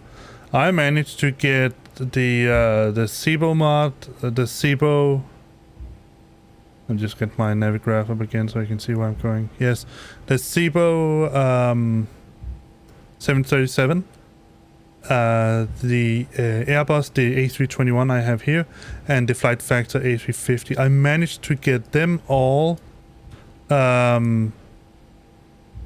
aligned so that when you flip the switch up the top, the seatbelt switch, it will automatically also switch inside what's it called?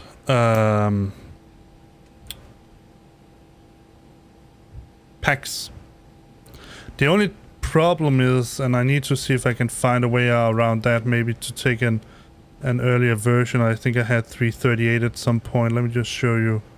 The only problem is that I do have to go into the performance settings and reload the data refs each time. But I mean, that's the least of it, right? I managed to make it, and that's what that's why I'm going to make a video about it. And I am a little bit proud of it, given that I managed to make it work in less than a day. I managed to make it so that in the SIBO, You have an auto mode for your passenger, the seatbelt switch, and you have an on mode. So and I'm also going to test it with a real flight. I just tested it with moving the airplane up and down. But essentially, it should be so that if you set it to auto, if you're below 10,000 feet, it will have the seatbelt sign on. When you pass 10,000 feet, it will switch the seatbelt sign off automatically. When you descend below 10,000 feet, it will switch it on again.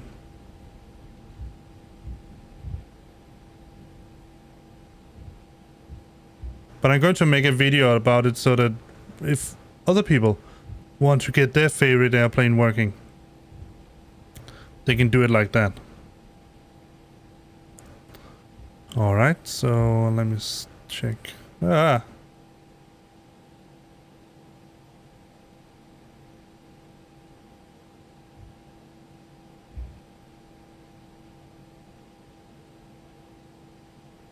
Alright, we should be ready and set. Cairo International Traffic, Scandinavian 825, line up runway 05 left.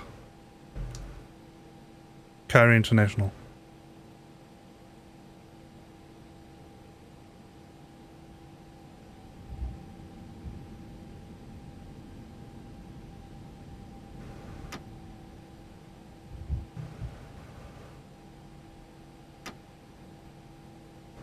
Yeah, one of the earlier issues I had with it was that I couldn't make it so that all three aircraft could be registered at the same time. I could get one, but not both of them. Alright, let's just park here for a second and get another meter for... Not that. Well, I can use that, I guess. Take off.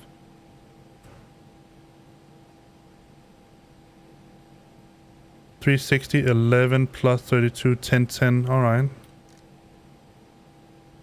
Let's get it from VPilot as well. 360, 11. There's, yeah, 360, 11. High visibility scattered at 2.5. QNH 1010. Yes. We got it, man. Alright.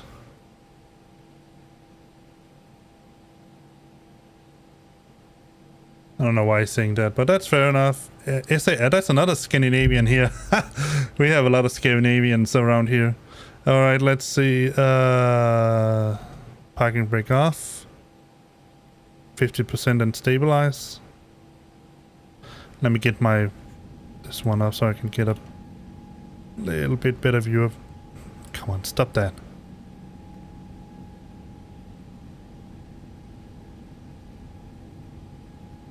The flight director.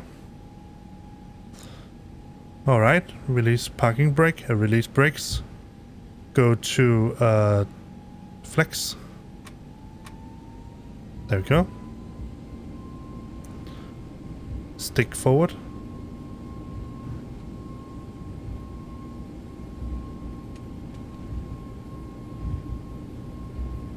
$80 knots. Gradually reducing. Well, that was not very gradual of me, but...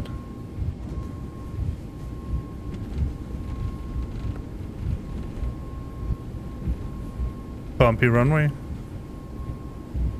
V1. Rotate.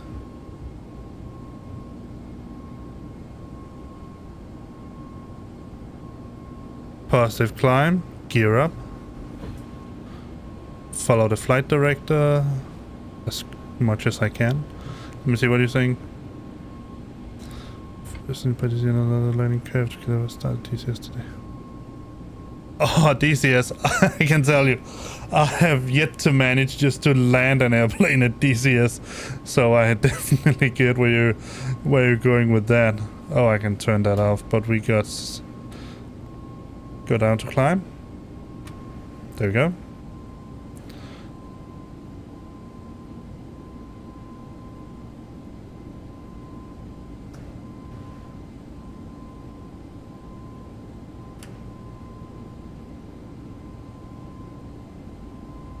So yeah, I can definitely follow you on that one.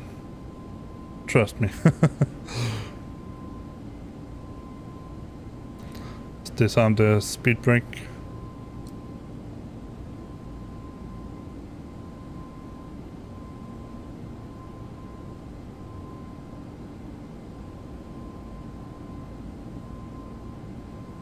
There is some turbulence here, but we are flying through some clouds in a little while.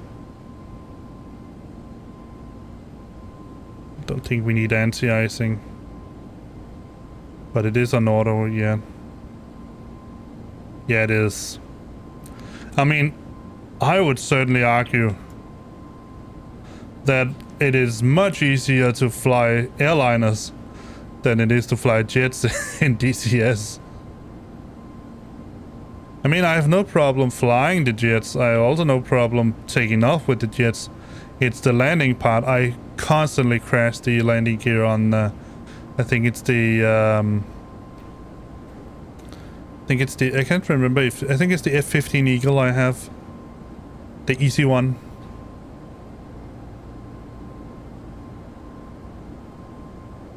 Oh. How relaxing it is to fly the Airbus compared with the Boeing. I mean,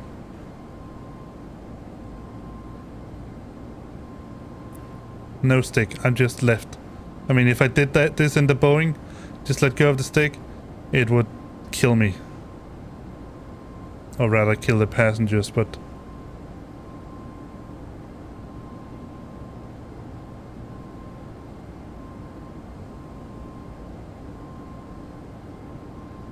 yeah, no, I can't even make the ILS work for me in the Eagle, and that's probably one of the that's probably one of the issues I have. Let's just turn on the autopilot. No, what was that? What the heck was that I turned? Oh.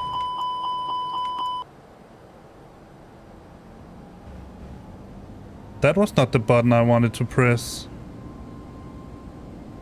Where did my flight director go? Did it remove him over here as well? Yeah.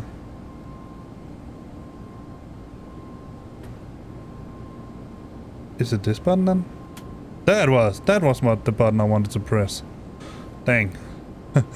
Remember to know your key bindings. Or learn your key bindings. Let's go to managed. Ladies and gentlemen, we have now passed 10,000 feet. You may now turn on your larger portable electronic device. Alright, Also a reminder to please Scandinavian 825, passing 10,000 feet, climbing flight level 240. If you wish to connect to the Wi-Fi, you will be required to pay a small fee. We do offer complimentary in-flight TV thanks to our partners. Connect to the Wi-Fi to find out more information. Let me show you.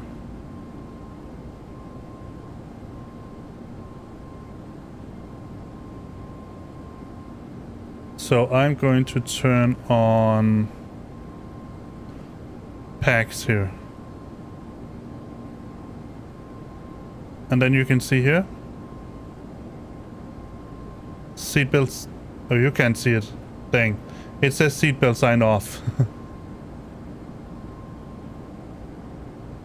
Then there's no reason to. Let me see. Can't you see anything then? Just. There we go.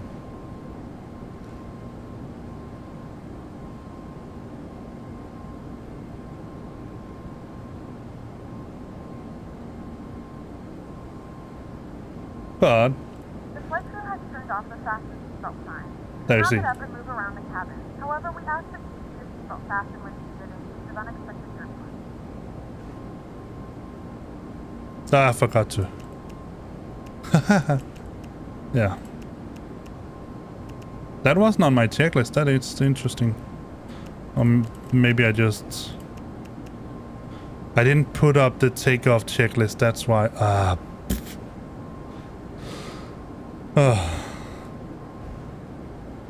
Let's see, anything out of the ordinary? No. Let's turn this on too. Standard then. What do we have here? Speed brake. What?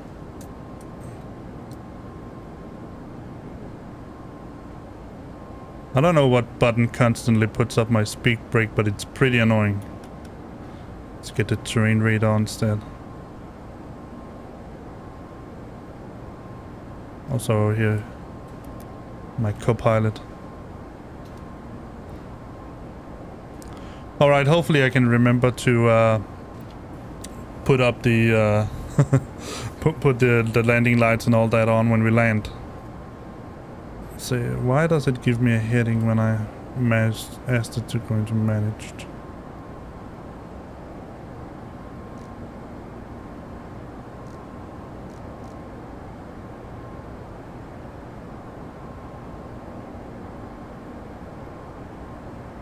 More interestingly, why don't I have a flight plan?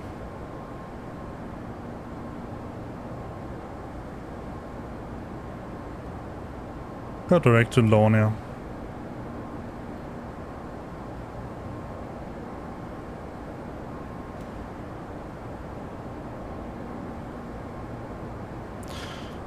Let me see.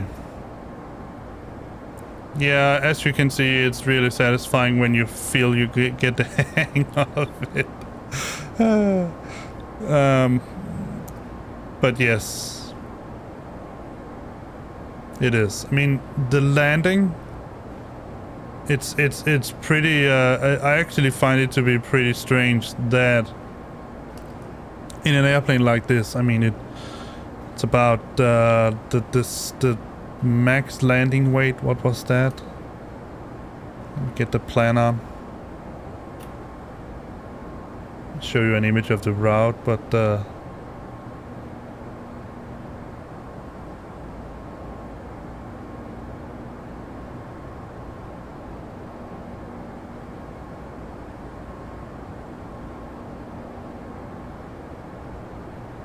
maximum landing weight here is said to be 80 tons.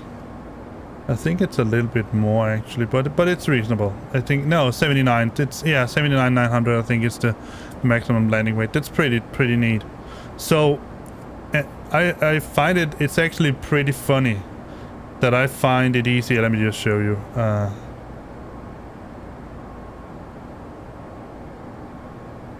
There you go.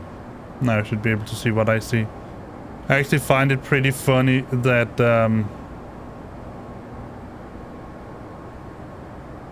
maximum landing weight of an aircraft like this is 80,000 kilograms, 80 tons. And I still find it much easier to fly an airplane like this and land it than a jet. So yes. What does it say there? Yeah, no smoking? Yeah, you betcha. I don't know why they want me to set it to on. Not auto.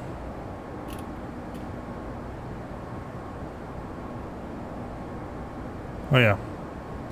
Passing 80,000. Let's go to standard. That's a high transition level. But it's going to be a relatively short flight today, I guess. I mean, all my flights are supposed to be... Many of my flights are supposed to be short. And then they end up being long anyway because of go-rounds and all kinds of crazy stuff. Let's see if we have any... anything online. Nope, no nearby ATCs. Just get the Vatsim up and running.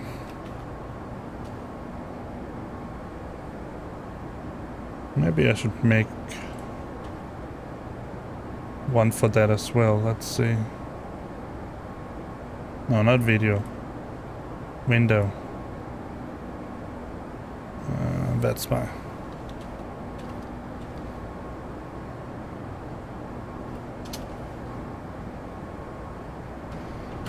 Vet spy, capture, Windows 10, match title, otherwise find something of different type. Yes. Alright, so here you can see vet spy. Let's find us. There are some stuff online, but not something that we can use. So here's our friend. Oh, interesting. It's going back to Billund. From Cairo International to Billund. That's going to be a serious flight. But you do also... Are there any sensors online? No. Actually none. There are lots and lots of towers, ground, and ATIS and all that, but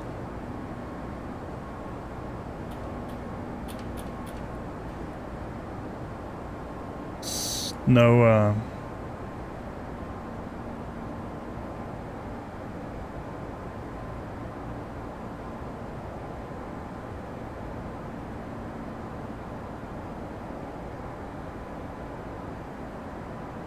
no sensors.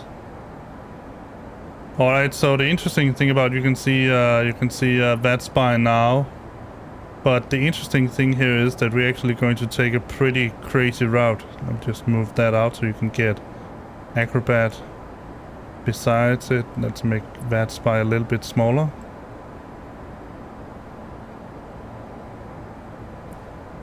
Just find a route so you can see it. This is our route.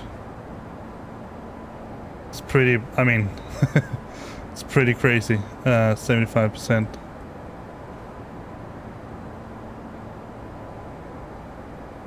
So we're going to go out over the sea and then in. Yeah, I know. Crazy. Alright, let's get these out of the way.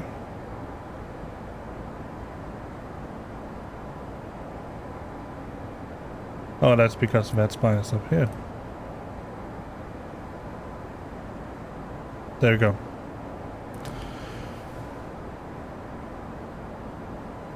No, I find the landings in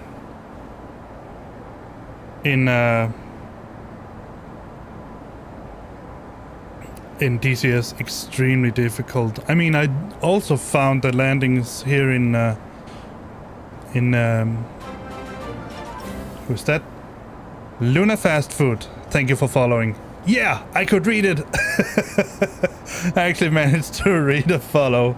I definitely need to have something pop up and I don't know, something like that. But yeah, the landings in they're tough.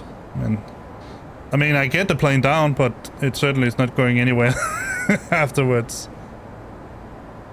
The meal is starting. All right. Yeah, I'm hungry. So. We'll be starting our in-flight meal service. Please look at the feedback for our menu, and one of our crew members will stop by shortly for your order. If you'd like to order tired. menu items, you may hit the flight attendant call button at any time, and we would be happy. So since there's nothing really going on, I'm going to get something to eat.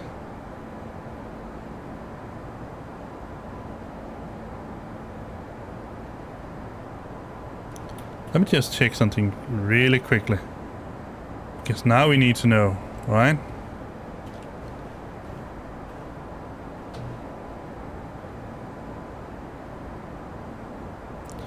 Let's see, community, follow us. So, let's see.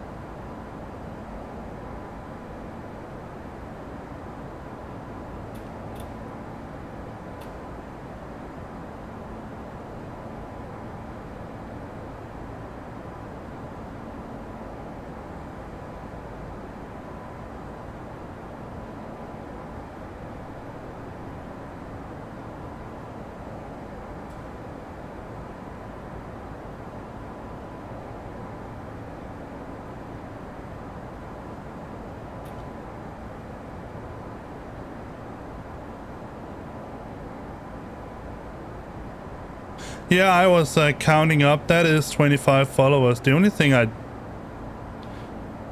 don't seem to be able to find in here is a list. The most recent followers.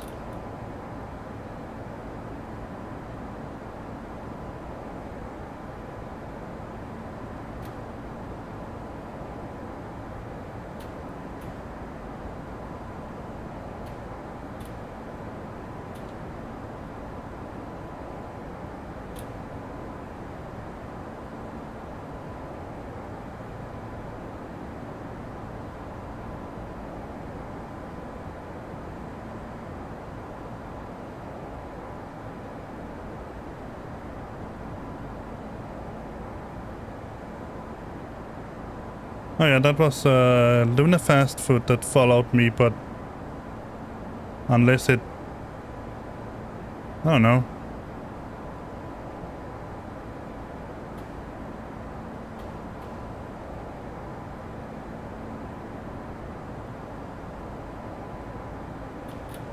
That's weird. It seems that I got a follow and then instantly got an unfollow, I think. So it's actually been 25 since Ibia. I'm so sorry, man, if I'm going to slaughter your name, but don't hold it against me. Ibia Nasadam. I think it is Ibia Nasadam. Oh man, I need a course in reading names. Hey Bill, that's much easier. Yeah. So, I mean...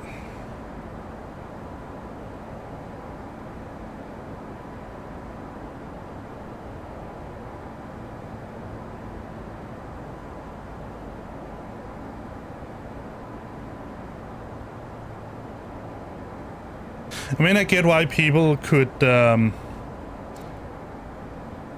subscribe to a channel. I'm still in YouTube land. Follow a channel, follow my channel, and then spend a while looking at it. And either that or it's Twitch that is pulling my leg here, or that what was it? Luna Fast Food instantly changed name to something else, but.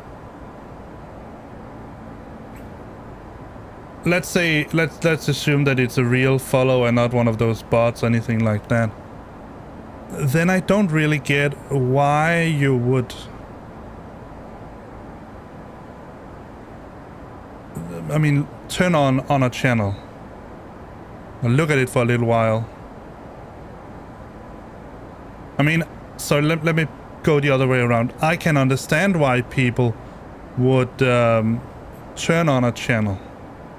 Look at it, follow it, then come back, look again, then come back, look again, and then think to themselves, nah, it's okay, it's not me. I mean, that's okay, that's fair enough. I can certainly get that. But I don't get why you find a channel, you follow it, look at it, and then almost instantly unfollow it. I mean, the time from it said that Luna Fast Food followed me till I got my browser up and look at the list of my followers, he was gone. He or she is not present on that list. So, but yeah, we are at 25 followers right now. So I need to find time for. I just have to make sure that my cam wasn't out of sync. Need to find time for a long haul. It might not be just, around the corner, because a long haul that is going to be somewhere between 5 and 8 hours or something like that. And that is definitely something I need to plan with my wife. Look at that down there, that little bay. It's pretty neat. Let's see. Engine view.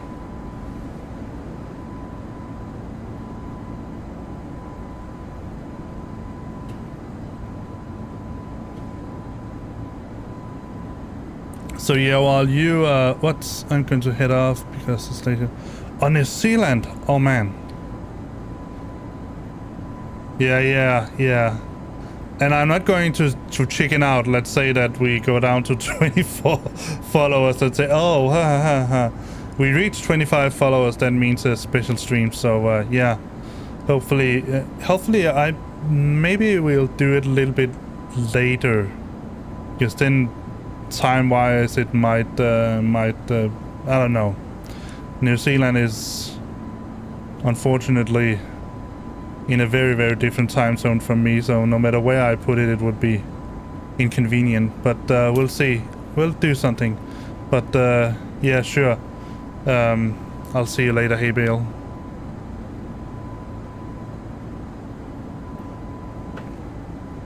It's actually funny now that I think of it. You are one of the first people I found from New Zealand, Australia, that area.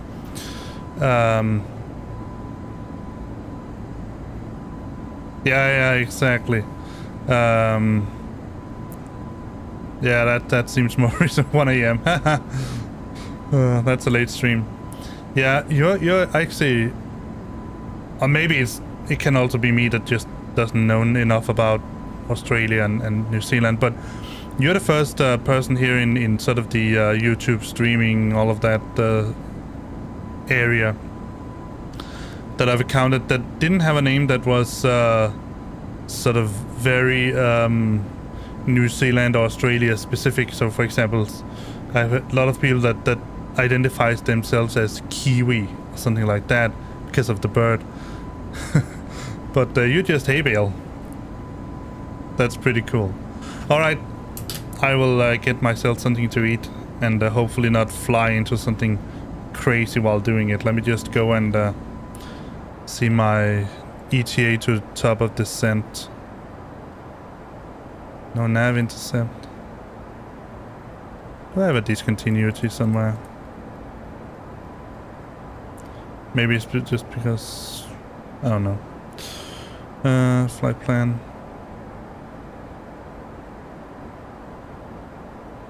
Let's see.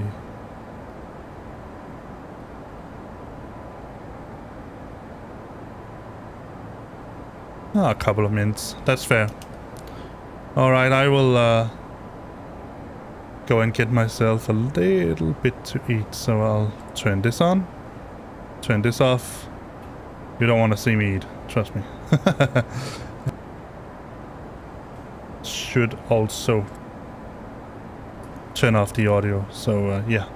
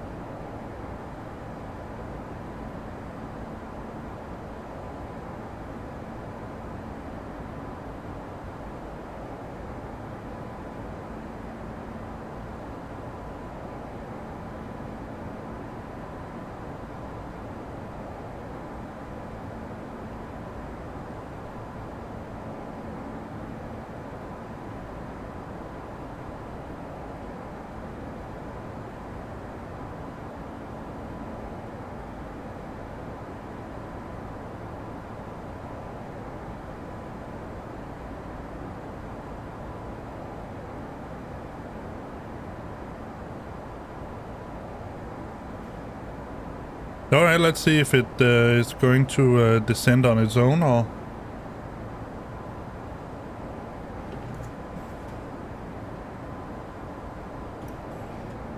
or I need to help it.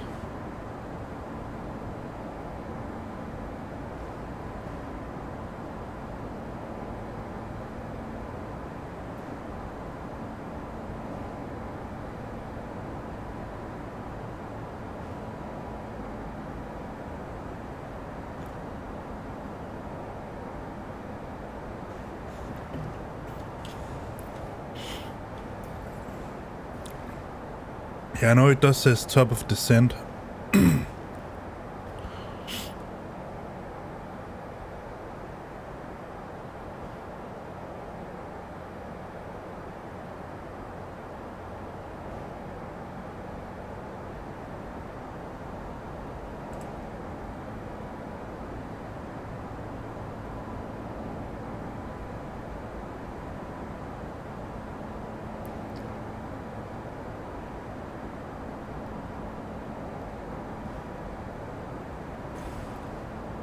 Alright, let's see.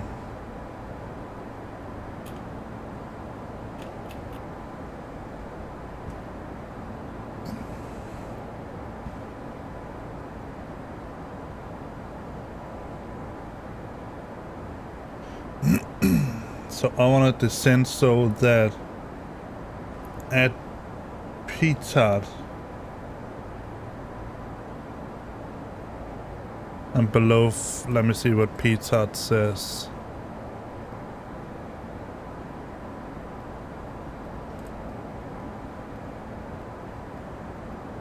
Oh, it's not here. That's because I haven't. That's another plan. Alright. Huh. Yeah. I mean, it's another approach. So, let's see. Let's get the charts for...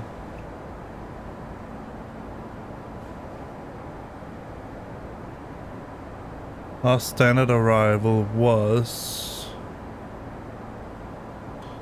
Can't even remember.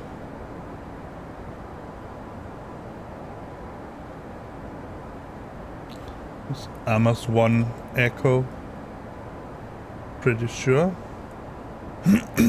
So at Hadass, we should be above 6,000. So let's... Up. Too much. And let's do an open descent to 6,000 then. No, let's just do a managed descent to 6,000.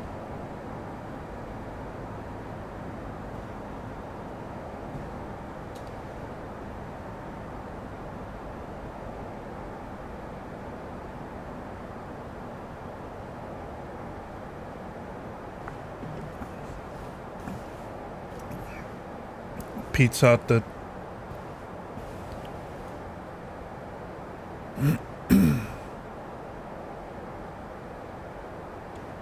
Yeah, we don't have pizza. We should only have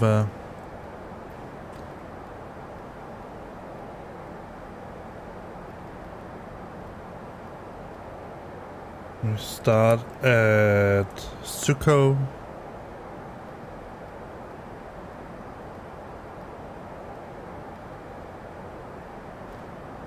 Then Convo. Amos, Vatsim, Divla,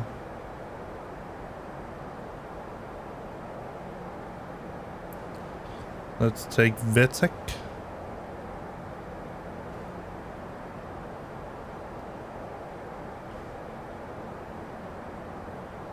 Yeah.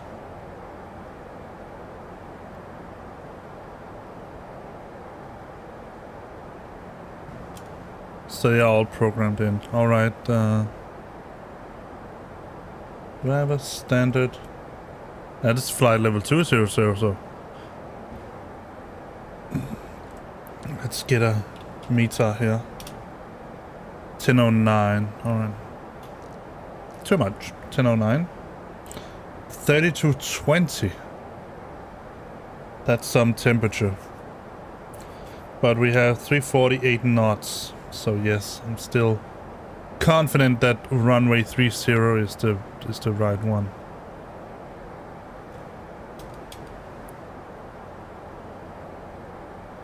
Let's program that in.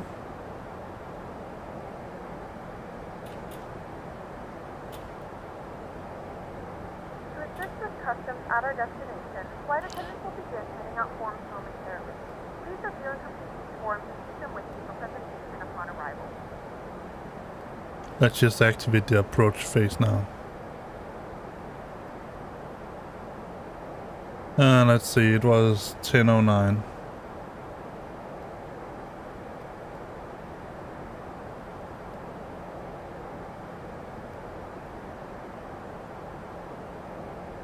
Temp 32. Magnitude window 348.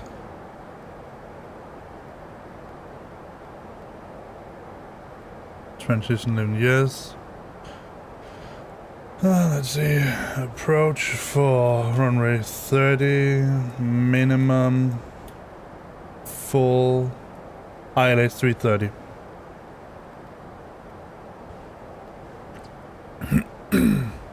Yes.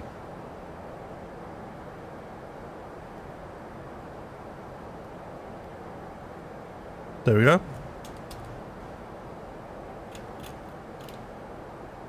We have now activated the approach.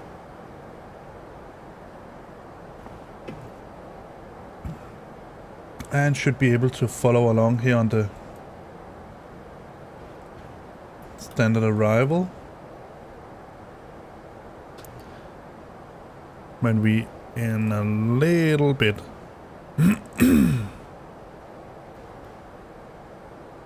reach Suko, let me just show you. You can follow along. It's so nice. Here, it's Navigraph.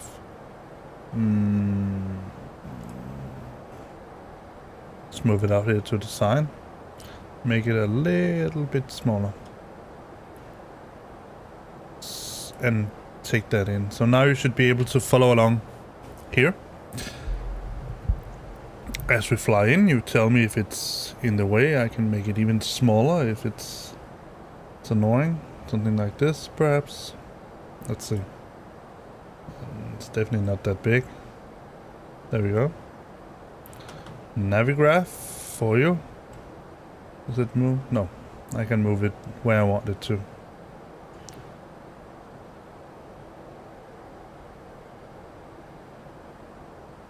Should reach Suko in just a minute. Max flight level 200. Alright.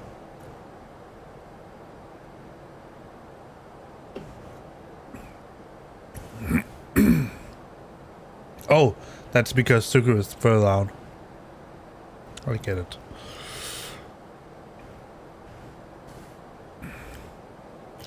Scandinavian 825, descending flight level 060. So now we have made that very clear. So maybe you'll first see it when we reach Confo. That's very likely.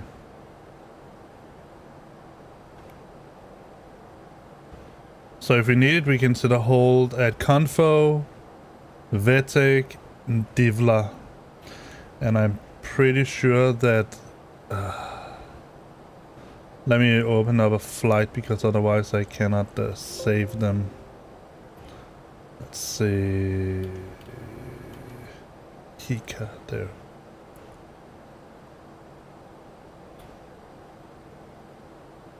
Interesting that it doesn't show... Oh, up here. Let's go to...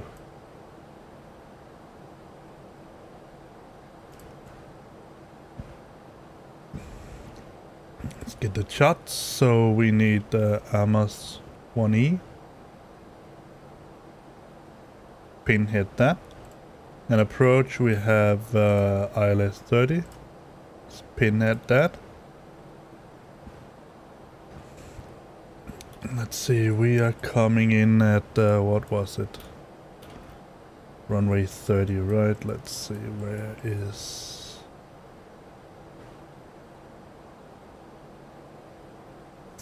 there.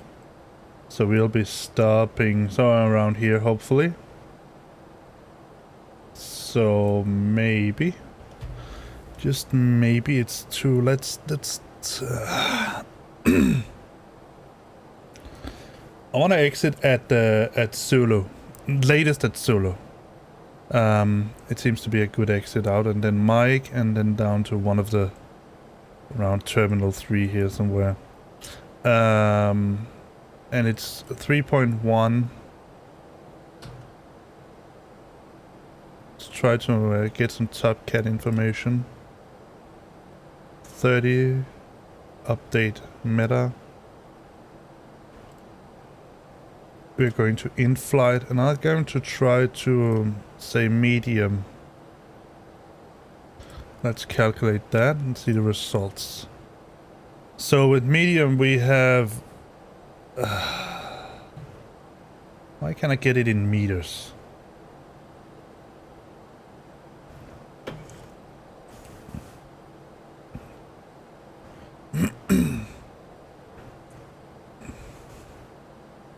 How? Oh, the landing distance is 3,349 with... So it is, in all its length, it is 10,210 feet long.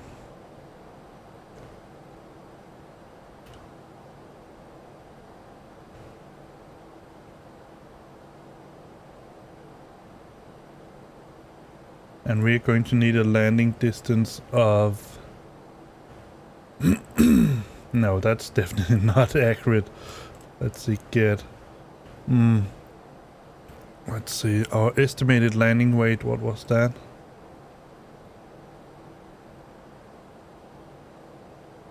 Seven 76,300.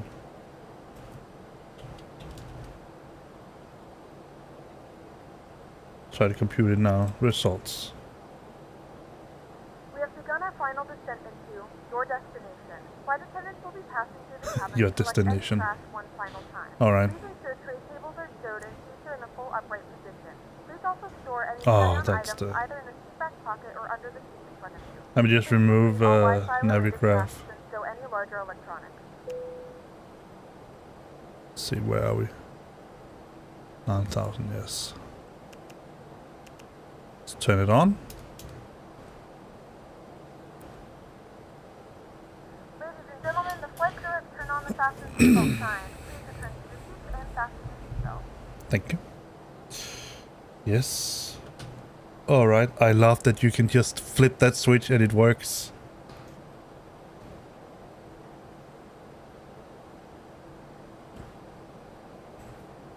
Oh my...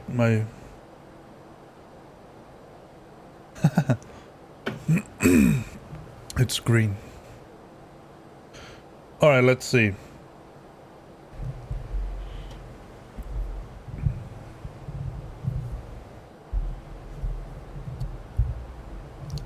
Just moving this around a little bit. Come on.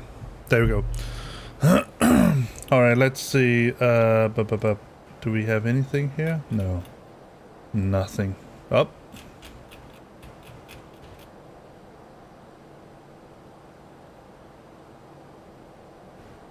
Other than turbulence, we certainly have turbulence. Let's see how our passengers doing. They all seated. Perfect.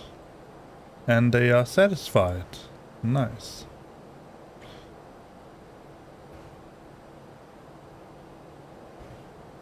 Let's go to the... We are at Amos.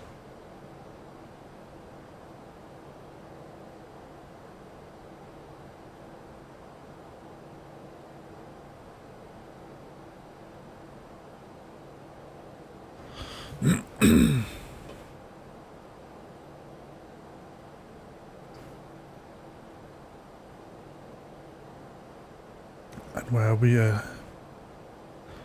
altitude wise, it should level off at 6,000. Well, obviously, because that's what I told it to do. Let's see what our approach altitude... No, sorry, that was the wrong one.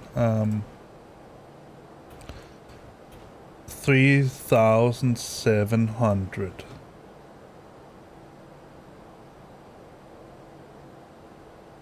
Let's switch this over and set it to 3,700.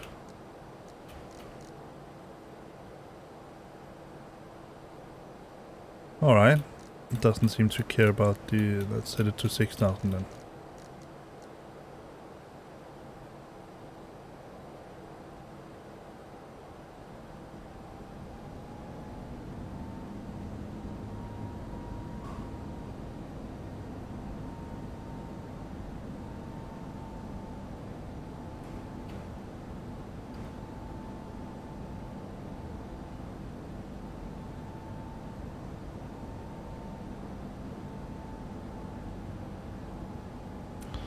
How fast are we going? 220? I think we can set the first stage of flaps now already. Yep.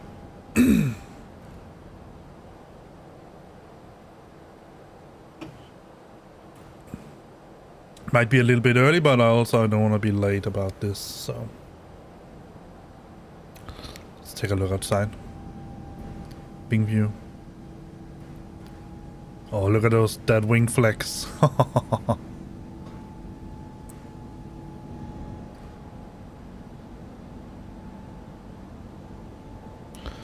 So, ladies and gentlemen, I'm just about to say welcome to public address, point of interest. Ladies and gentlemen, from the flight deck, this is your captain speaking. Yeah, if you look out of the window, we're currently actually flying over something pretty interesting this afternoon.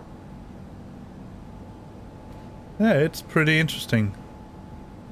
I have absolutely no idea what it is. Where are we? We are on our way to Amos.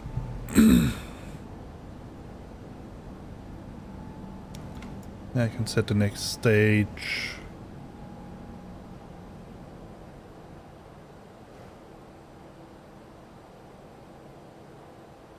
$230. What's our... Well, we are certainly below our maximum speed. Let's just keep it at that. I mean, I don't know. 149. Why has it gone so low? No, it hasn't now.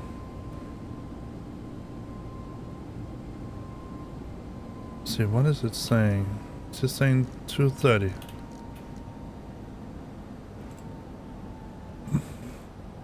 To 25 then we have a little bit to work with.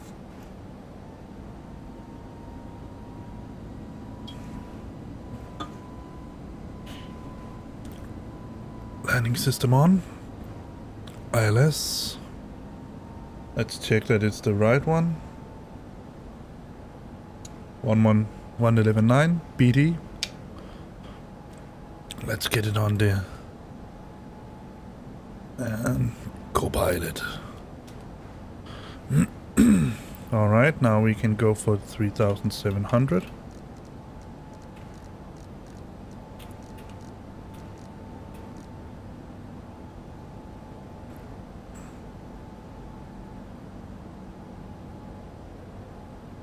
Oh, we do have a little bit of leeway from Limco, so I really didn't have to do all of this yet, but just want to be in good time. So let's go back to Amos 1E. We are at Pitat right now.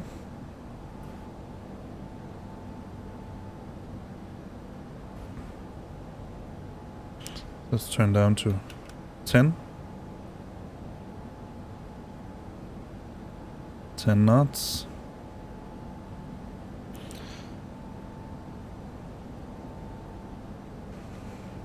Let's see if I can make a decent landing. Let me get these. Oh, I have these on. It should... Yeah, Ben Gurion, we have it there.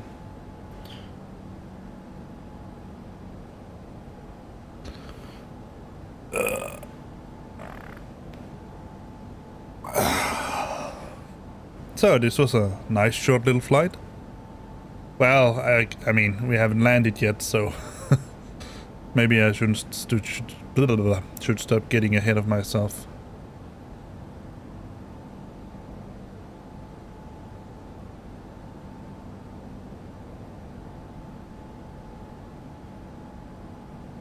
So now we're at Hadass. In a little while, I'm going to transition over to. Going to go from Hadass to Limco.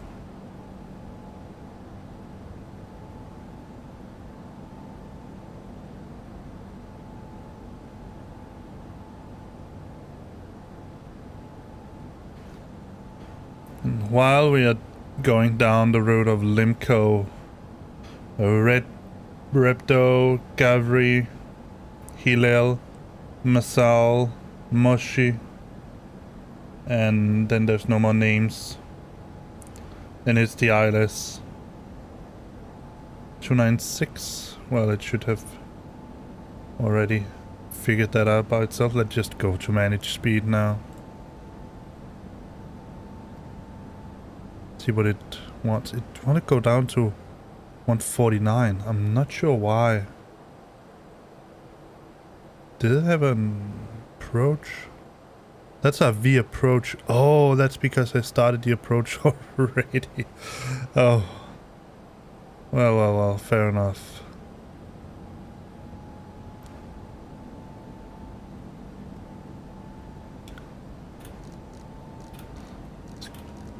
Take it up to 230. That's our limit.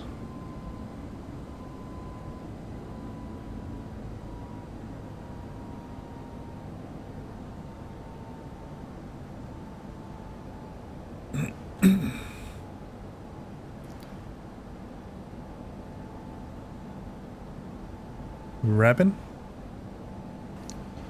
Didn't see that anywhere. Oh, that's because we're coming in from here. Ah, yes, we're not coming from Limco. We're coming from Hadass, Rabin,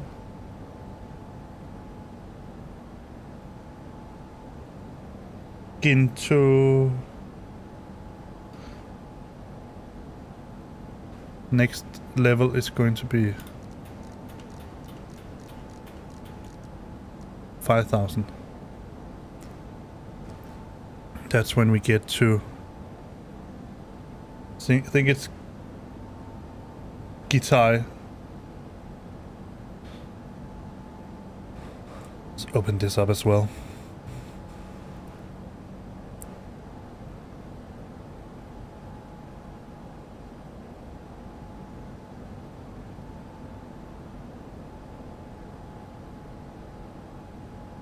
I think my camera crashed. Let me see if I can get it back working again.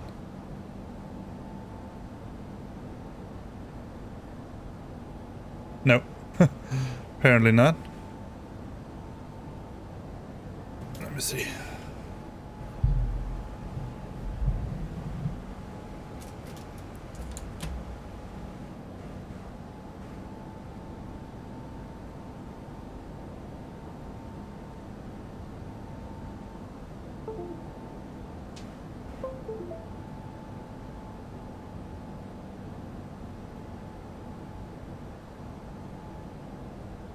No. It lost the connection.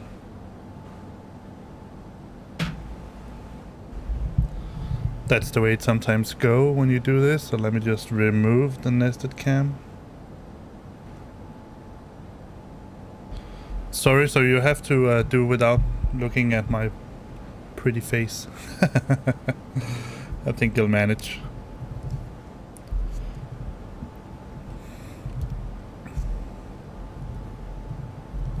I definitely think you'll manage that. So Gitai says below.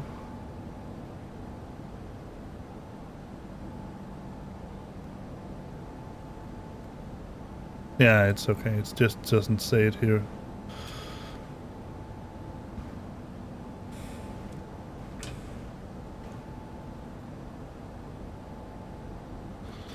All right, let's slow down now that we're here. 200.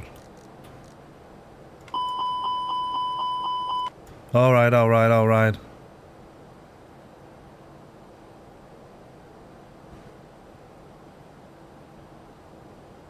And let's descend. Let's deploy some speed bricks.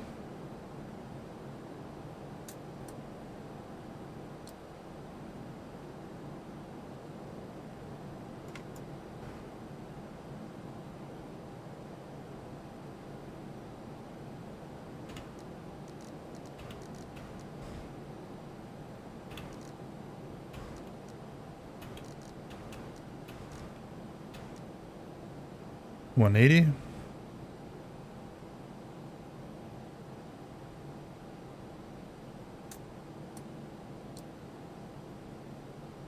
Let's set our speed to low. Armed it. Let's call the crew.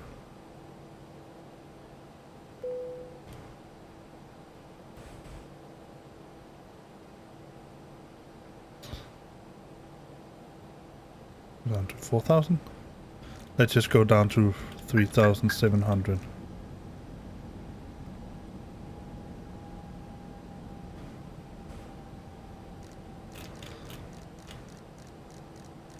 Let's go below flap speed.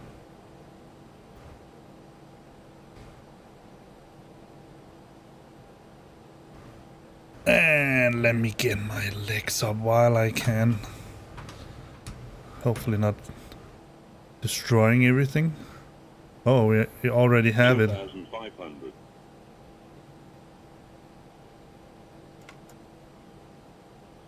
Now we're at flap 3.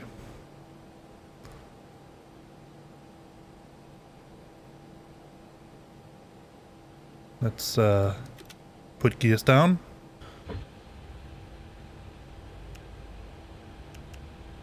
Turn all of this 2,000. on. All the lights. 2,000.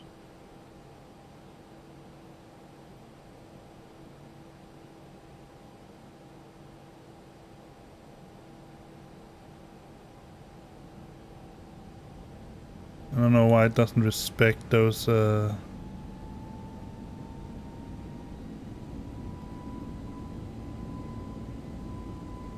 limits. Should say above. Says speed is 185, so we're definitely 155. We're definitely. 2,000. Let's go full flaps. Let's go managed.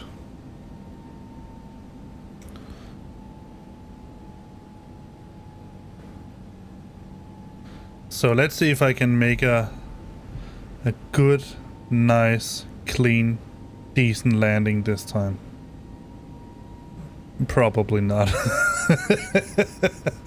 But I'll try. Go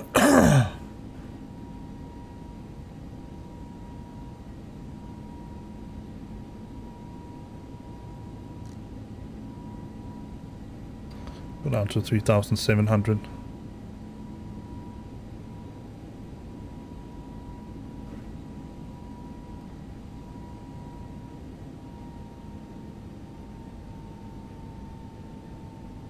Oh, it probably did respect it. Alright, now we should be able to engage the approach mode. When I've rounded musher, I will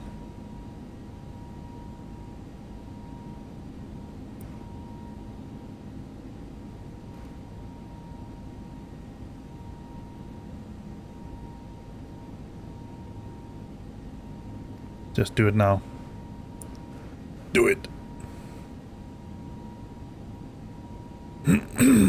Scandinavian 825 on final for runway 30 at Ben Gurion International Airport.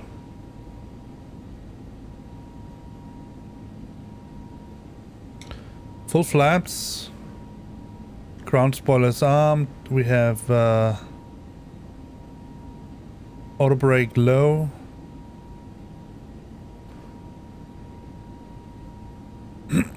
We are on localizer now. capturing glide slope. 2,500. Glide slope star. Meaning it's capturing. Glide slope.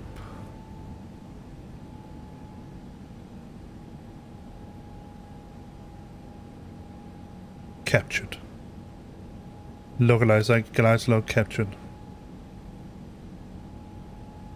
2,500.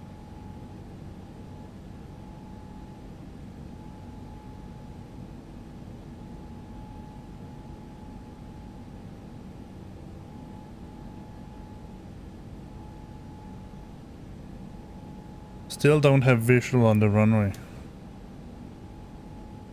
I think I do now. Barrow is 330.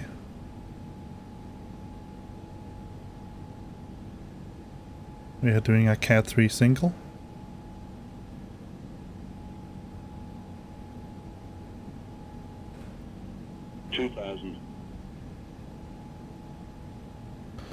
Let me just quickly check what our passengers are thinking of all of this. 6 minutes. Should be doable. We have a slight headwind. Cross headwind, not much.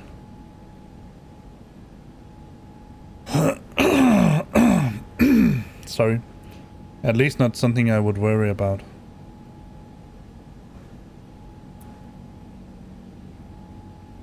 Let me see what I did set X and Viro to settings. Remove wind shear.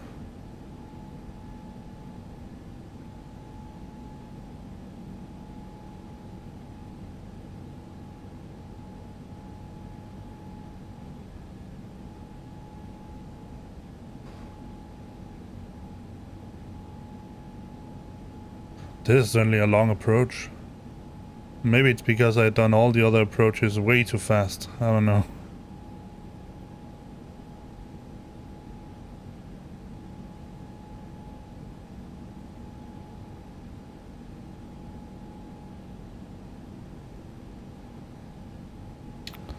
Four miles out. And I should have enabled the right that's incredible. The right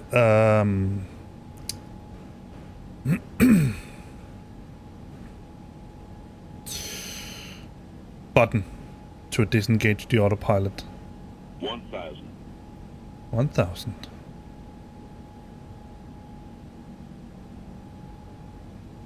Just get my... No, that was not what I wanted.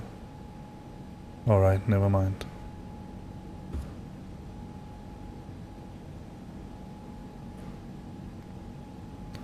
No, it's pretty okay centered. Just wanted to make sure that it hadn't making my rudder do something crazy. No minimum yet.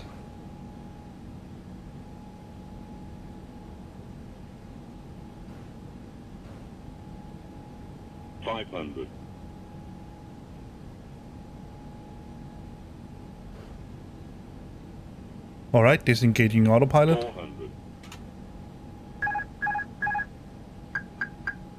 That's the sound I want to hear. 300. Following the director for a nice, clean 200. landing. Minimum. 100. Let's do the flare. 50. 40. 30. 20. Retard. Retard. 10. 5. Retard. Okay, let's oh, I cannot remember which button it is. Try something. Yes, it was. There were reverse. Oh. Just idle reverse, that's all we need. To slow it down, what is it? 63, 50, 50 something. Yeah, let's take over the braking here. turn on reverses off. Well, welcome. Gentlemen, we have reached our destination. The local time is 2:41 p.m. and it's currently about 32 degrees Celsius. You can now use your mobile devices. Please remain seated until the aircraft has come to a complete stop and the seatbelt sign is turned off. Remember to use caution when opening the overhead bins as items may have shifted during the flight. If this is your final destination, we thank you for flying with us. If you're making a connection, we encourage you to check your itinerary to ensure a smooth continuation of your journey.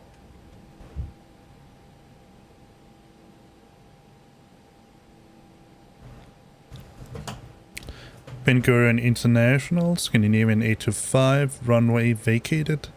Taxi to the gates. Ben Gurion International. I always forget that. Alright, let's see. Let's get a chart up and running. That was honestly, and we just, I mean, that's so beautiful. Take a look at this. I mean, it doesn't get better than this. Navigraph. Take a look at this. I mean, we are right where I wanted us to be. This is probably, without any doubt, the most successful landing I've ever made, I think. Yeah, I know, I lost my mouse. I'm just going to take away your access to the Navigraph just to get my mouse back. Let's do that and set this to taxi, and everything else is fine. And let's turn off the terrain radar and yeah, disarm that. That was, I never turned on the weather radar, but I don't think we ever needed it. Set the flaps back, and I forgot the most important thing. Get the APU up and running. There we go. Alright, so let's see, where are we going to taxi? Now we need a little bit more. Let's see, parking stands. That's the one. So we're going to taxi via Zulu, Kilo, Mike, Kilo 5, Mike 2, 2, stand B8. Ben Gurion International Traffic, Scandinavian 825, taxi to gate Bravo 8 via Zulu, Kilo, Mike, Mike 2. Ben Gurion International. Alright. Let's zoom out. So we're going to follow this.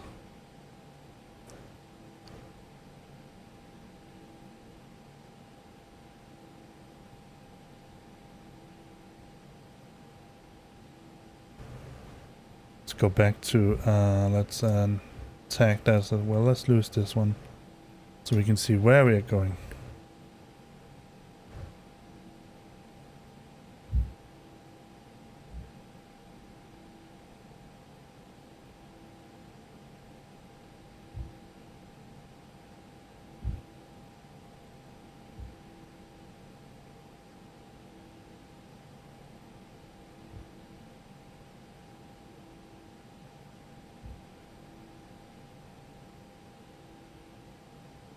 It's interesting that, oh, it's lined up there. I just think I took a wrong turn.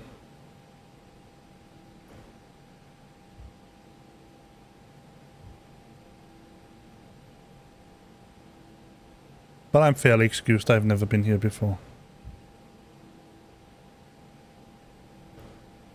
I'm pretty sure that if you look in the rules somewhere, you cannot only use Mike when you taxi from one of the other runways, for example. I should have used Kilo 5 or whatever it's called. No, Kilo And then down to Mike too. I could have done that just as well.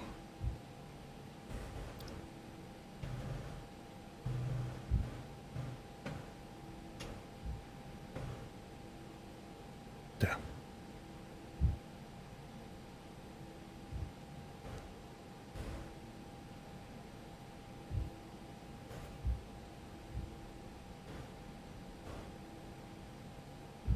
So welcome to Israel.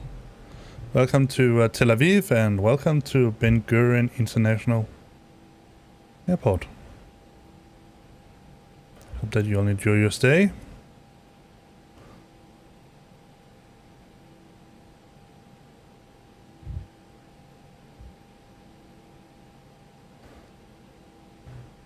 And I hope that you will consider flying with Scandinavian Airlines once again, if the need for travel should arise. Let's see, B8 Bravo 8 should be the one here.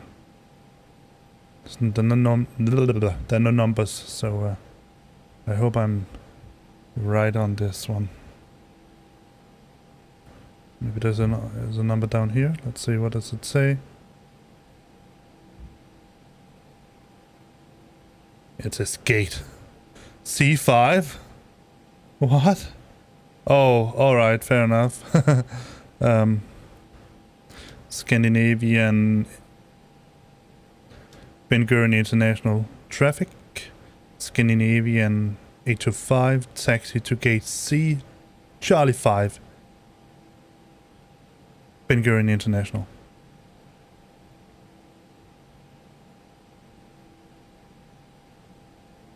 Alright, let's cheat. Okay, let's not cheat because I cannot... let's see.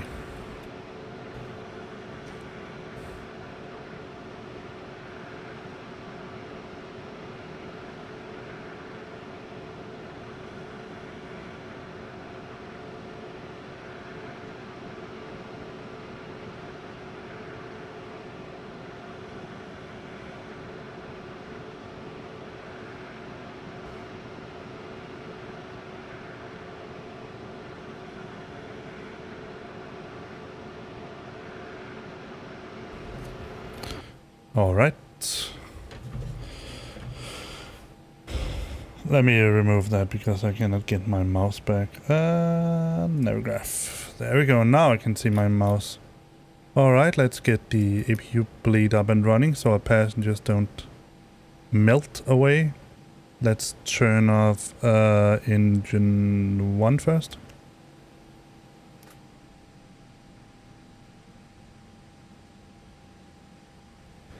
And engine 2. Let's ask the jetway to connect. Let's turn the beacon off.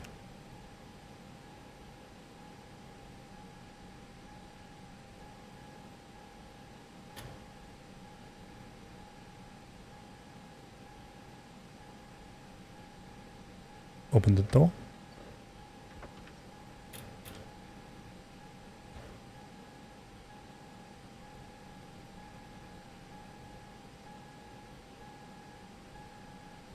Waiting for it to connect.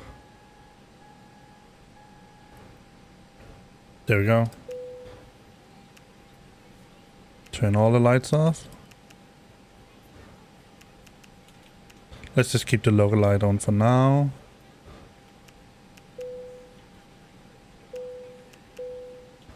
There we go. Anything else we need to do?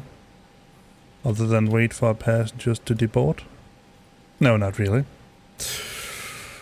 I will disconnect from Vatsim and then I will get our baggage cards going after we have watched some replay, because otherwise they'll just disappear and I need to get them again and it will look crazy and all that. So let's start by disconnecting from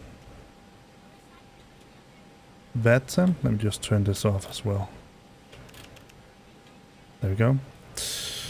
Anything else I need to do? No, probably not. Alright, let's go to replay mode. Wait for that to disappear. Move it. Move it. Psst. Go away. It's annoying. Alright, let's try to go back like that. Yeah.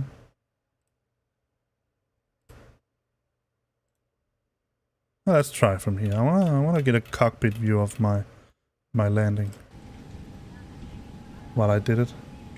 Now you can hear they're still deplaning while let me see. Let me just take a peek at outside. Now, fortunately, the doors aren't opened. Let's take a look from outside. There's a chase view. Let's get that. I think it's 6. No, 8.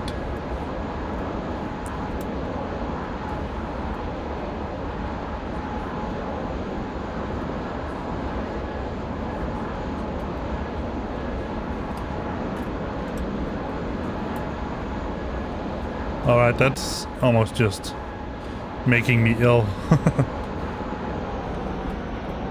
Let's move away a little bit so that we don't have that much noise. And then just zoom in instead.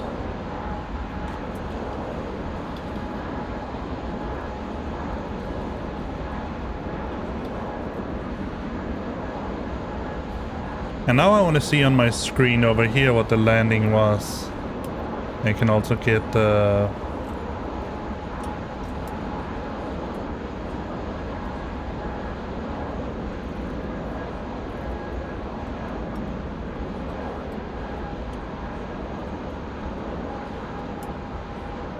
I did make a jump.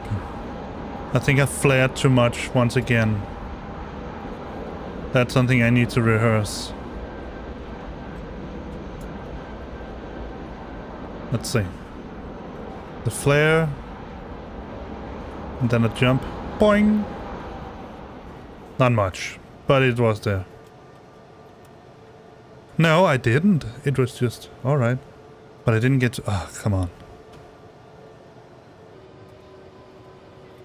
What was my landing speed?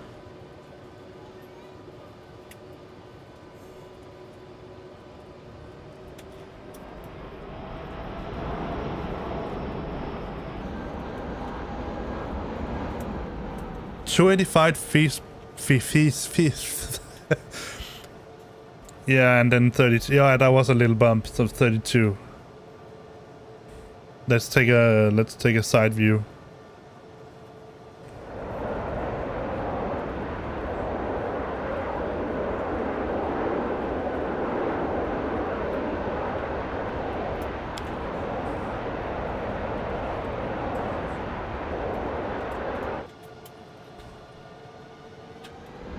Yeah, there was a little bit of floating. Not much, but it was there.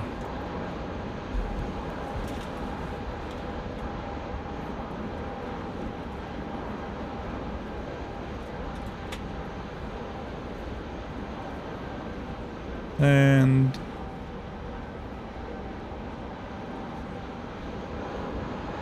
boing!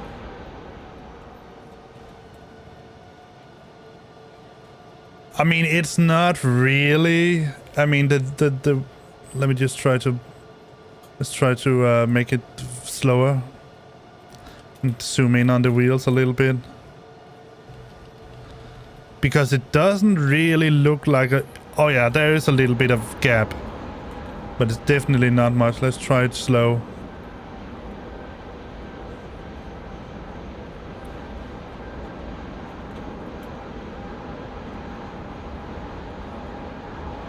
Touch, lift, just slightly. It's very, very, very little.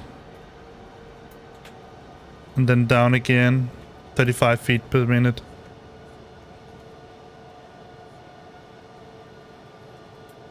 I would argue that is a pretty okay, decent landing. I can be very satisfied with that. Let's just go back to where the initial touchdown was.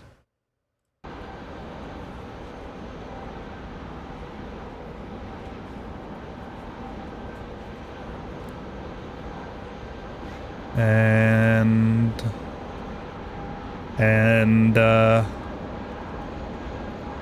there.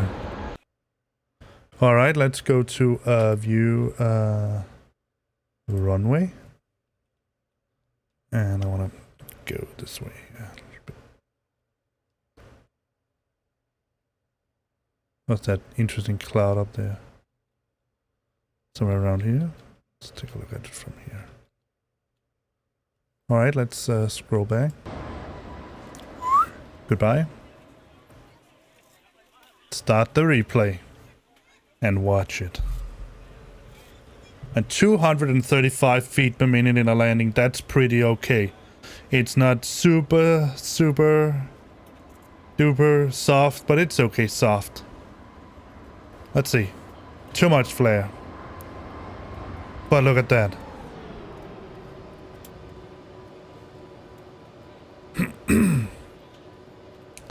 I would definitely say that's a pretty decent landing. Let's go a look from the tower and hope that you can see something.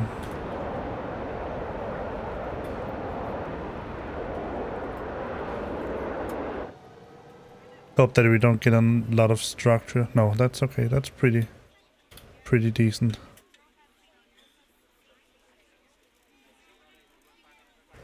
Let's look at the landing from the tower. It's a beautiful airplane. I mean, it really is. Those big winglets. Alright, let's see.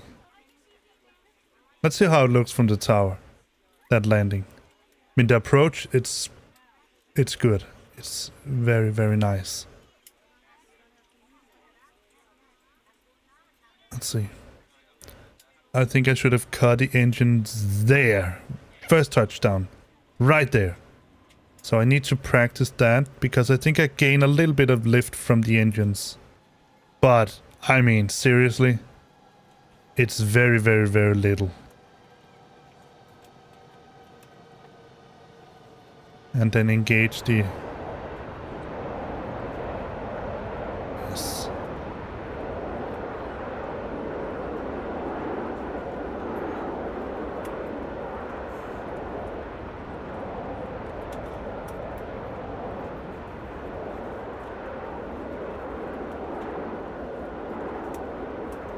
And like they say, any landing that you can walk away from is a good landing.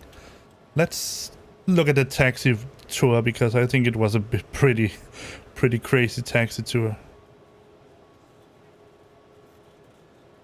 Now I should begin to engage the brakes. No, the spoilers don't come down. They should.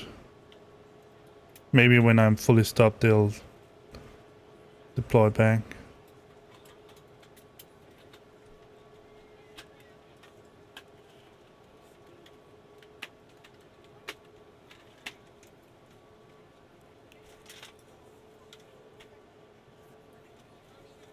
Maybe they're just locked in the replay state.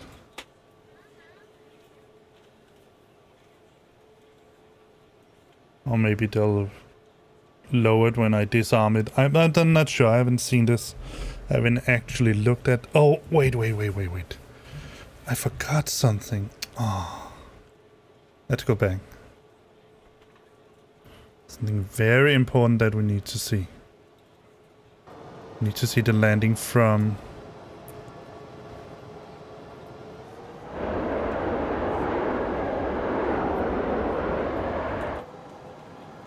See it from here.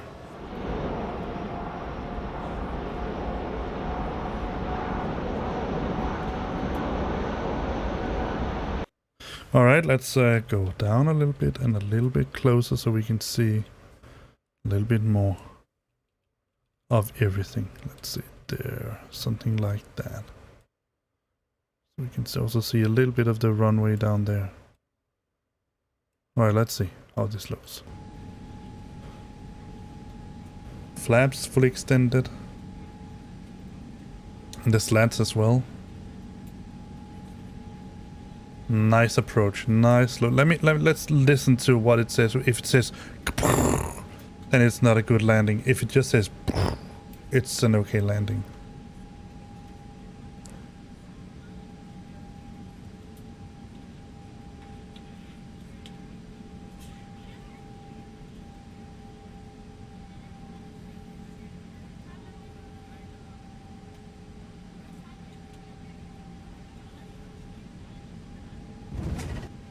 That was a pretty okay landing, you can hear it.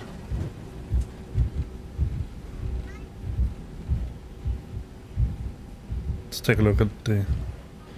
Let's get one from the engine side.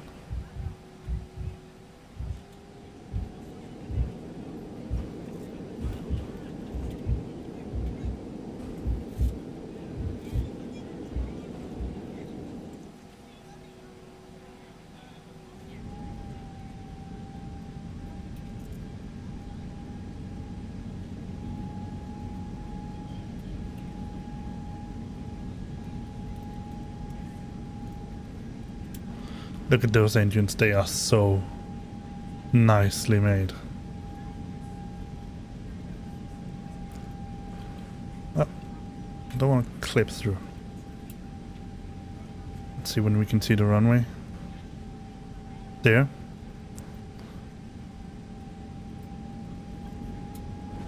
Look at that wing flex when we landed. That's so cool.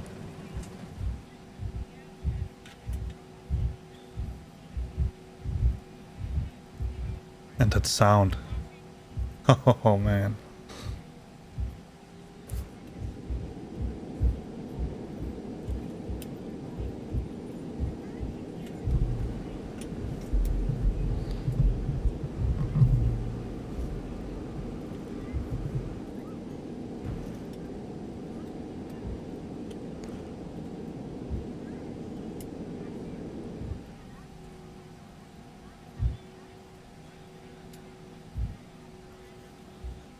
Let's see if the flaps retract when we begin to taxi. They should. I mean, imagine sitting inside an air... I mean, I've done this before, but imagine still sitting inside an airplane watching this. It's been so long since I've flown. So, well, I mean, in real life, not here. I just did. Bad short-term memory.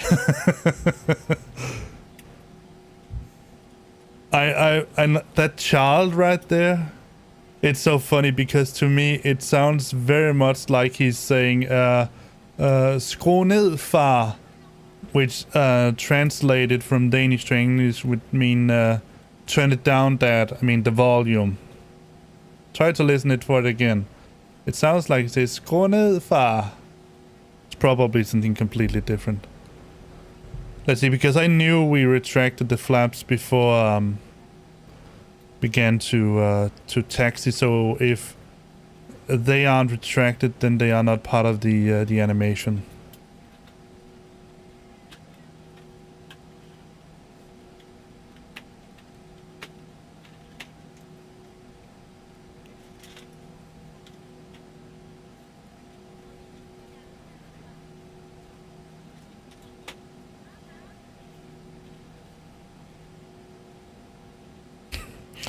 Now I also know very much on first hand why airplanes, after they have landed, they just suddenly stop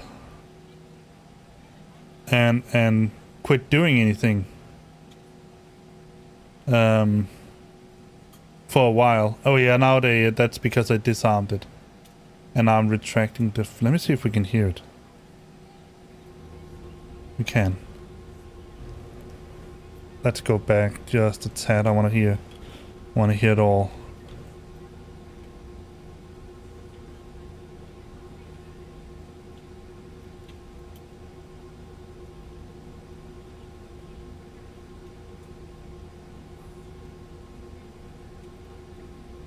See if we can hear the speed brakes lower down as well.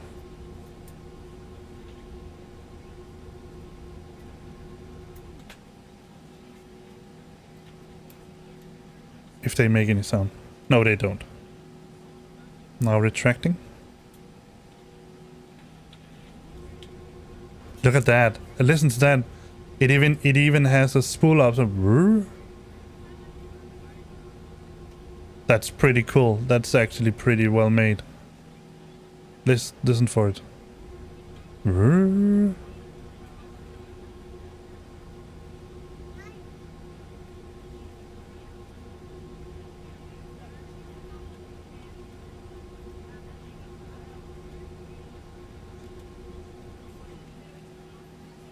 That's so cool. That is so awesome.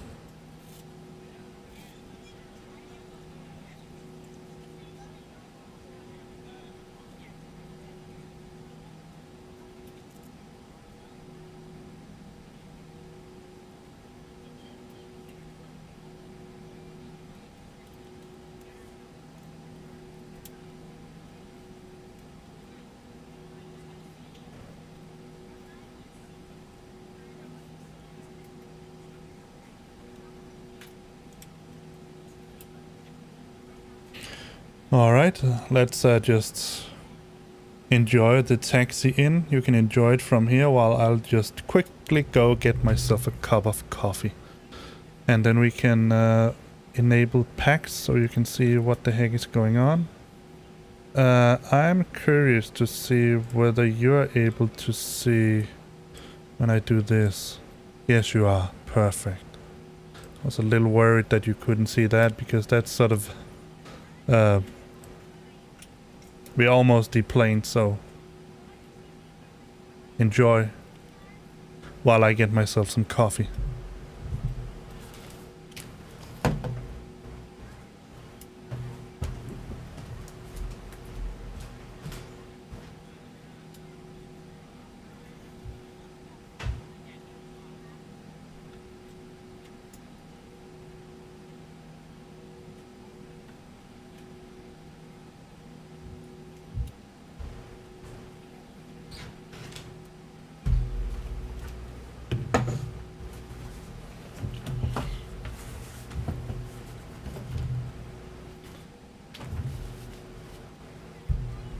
Well, that was certainly disappointing. There was very, very little.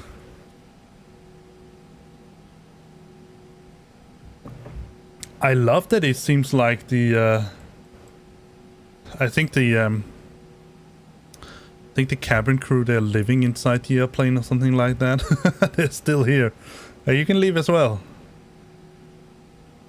Maybe they're waiting for the captain and the co-pilot to leave. Look at this, man.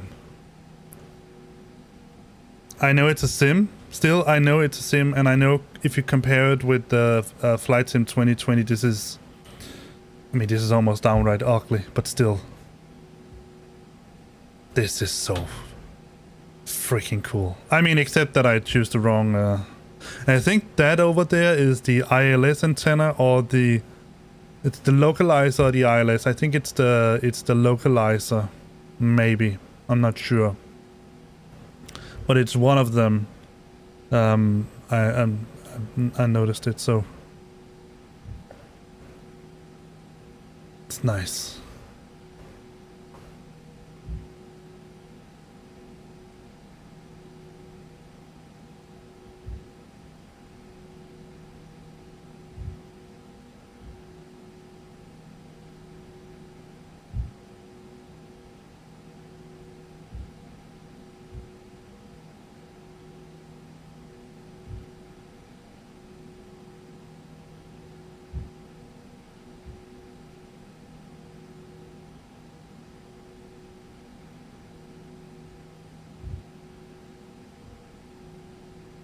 The shadows are not that beautiful.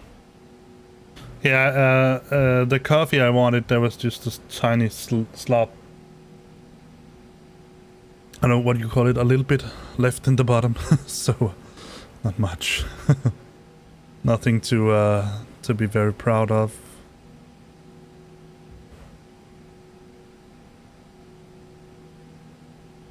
So yeah, maybe my next project will be to put some stuff here at Tel Aviv, Ben Gurion in Tel Aviv, so that we have landing markers. I mean, not landing markers, taxi markers around the gates and all that.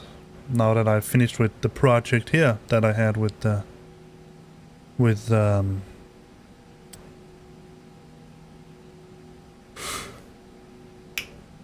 sorry, just lost track them. With the seatbelt switch. So yeah. All right. Let me see.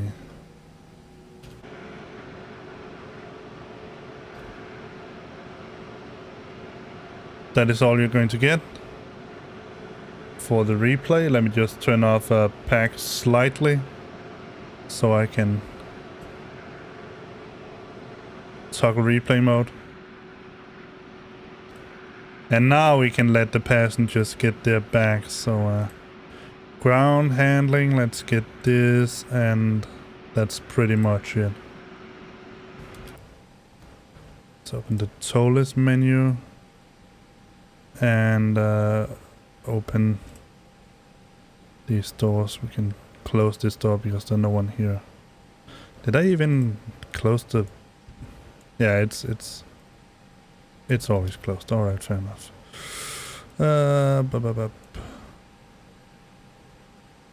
Let's see, do we have any ground power? No, let's get a ground power unit up as well.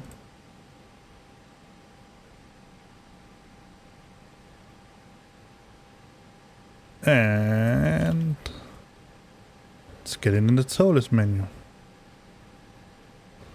Ground power unit. So now we can turn off that, and turn off that. And we can turn every light off.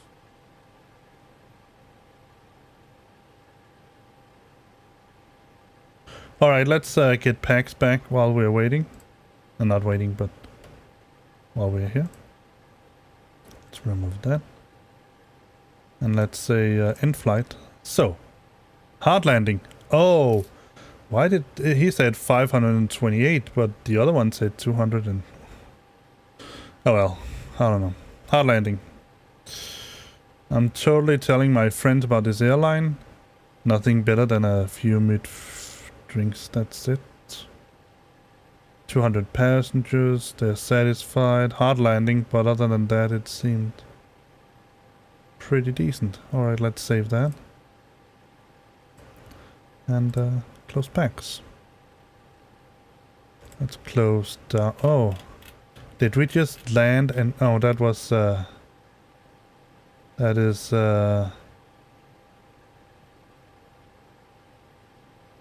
we landed just outside. We had what's it called? Nicosia radar. That must be... Is that Crete or something like that? Let's see. Let's turn this off.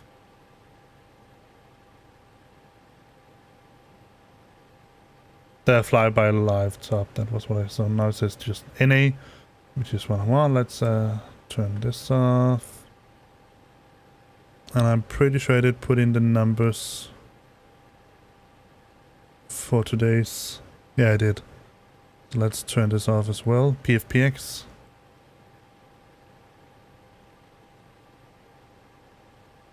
So, I'm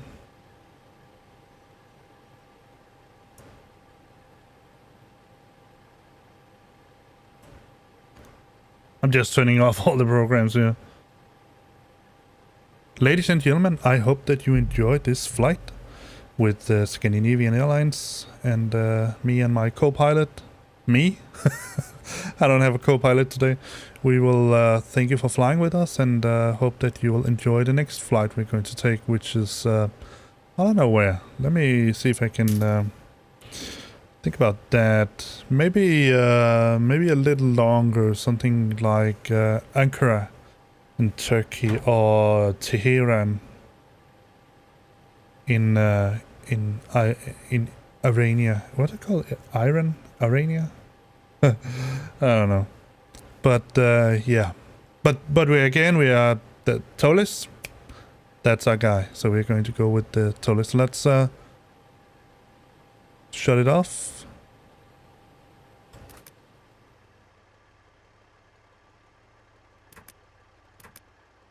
There we go. Now it's completely cold and dark. Let's remove all of these. And did I close the outer doors? Probably not. No, I didn't. Maybe you should just do that.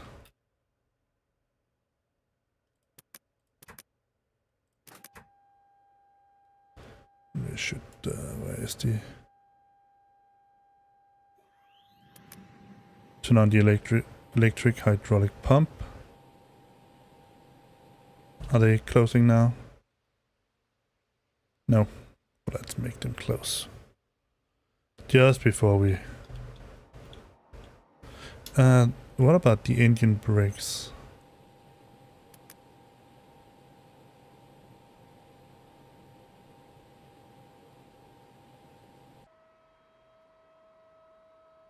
Not the engine brakes.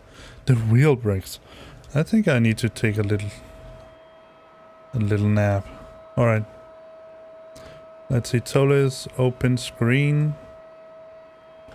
Let's close the forward cargo door. And close and close. Go away.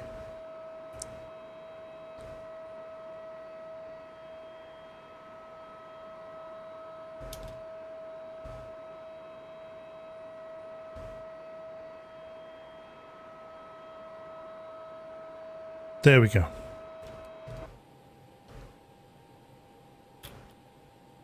Turn this off. Because we parking brake preferred chokes. I don't have any. But delaying takeoff, that's probably not going to be a problem, you see.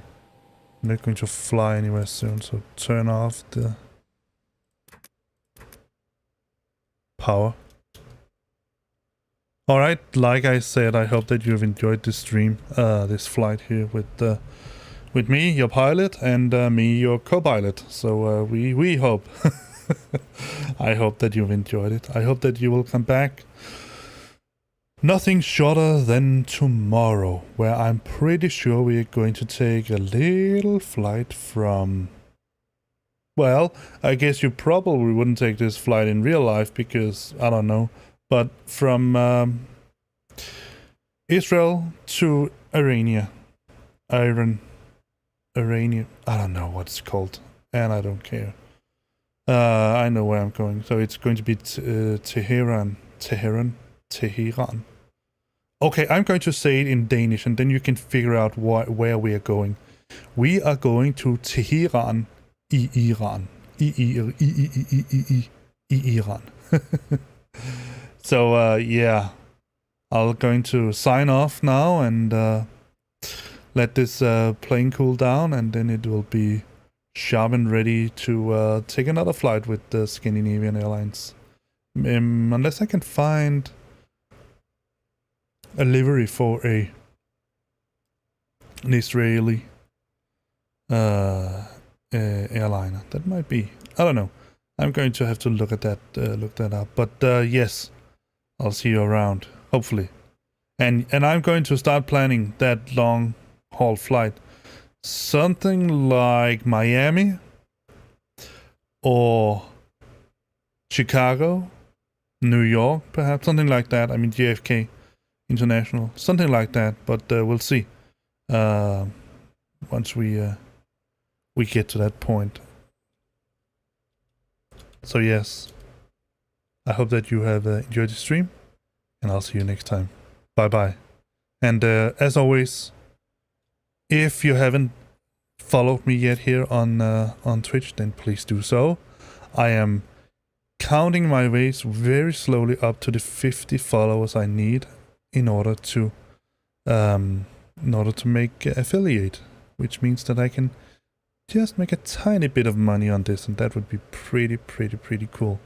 And as always, I mean, all of the stuff that I'm working on here, that be it the airports, and I'm going to, if you want to, I'm going to make a video where I can tell you a little bit about what I do and how I do it. I already did a stream with it, but it wasn't very successful. There wasn't many more interested in that. So I think a video might be a little better, because then you can scroll back and forward, and I can put in markers and all that. But also how I made this design switch thingy. But I mean, please follow if you like what I do, and give my videos on YouTube likes. I mean, you don't have to hold back. I mean, you can follow both places. I mean, you can be a subscriber on YouTube, and you can be a follower on Twitch. The content that I will put out on YouTube is going to be different than the content I put out on Twitch. The YouTube content is, except for the streams that I'm double streaming right now. But other than that, the content on YouTube is going to be sort of more edited, more streamlined, whereas the streams obviously are going to be, I mean, what happens? I cannot, I mean, then I have to turn the camera off while I do something insane? No. So it's going to be like, so please, both places, that would really help me. And also remember, if you like the video, then like it. If you dislike it, then dislike it. The only thing, I mean, the only important thing is that you react to whatever's going on.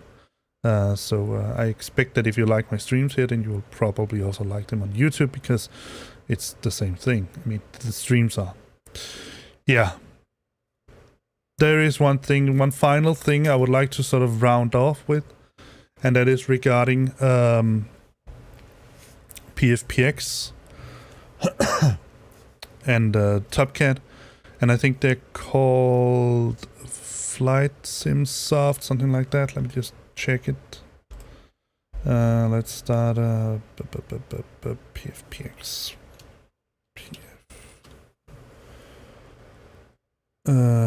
Let's see.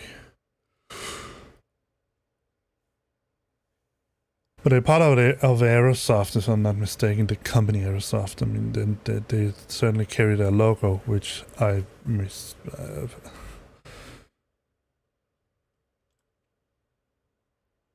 About, that's Aerosoft. I'm pretty sure they called themselves Flight Sim Soft. Let's take a look at the website. Yeah, Flight Sim Soft and Aerosoft. The logo seems to be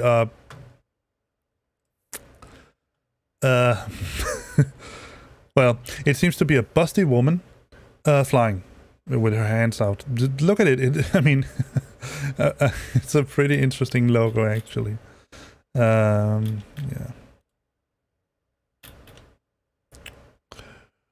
All right.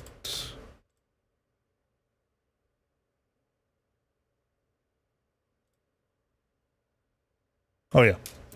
So let me just move the microphone to a good place. Let me see if I can get that webcam up and running again. I don't know why it suddenly just lost contact, but it did.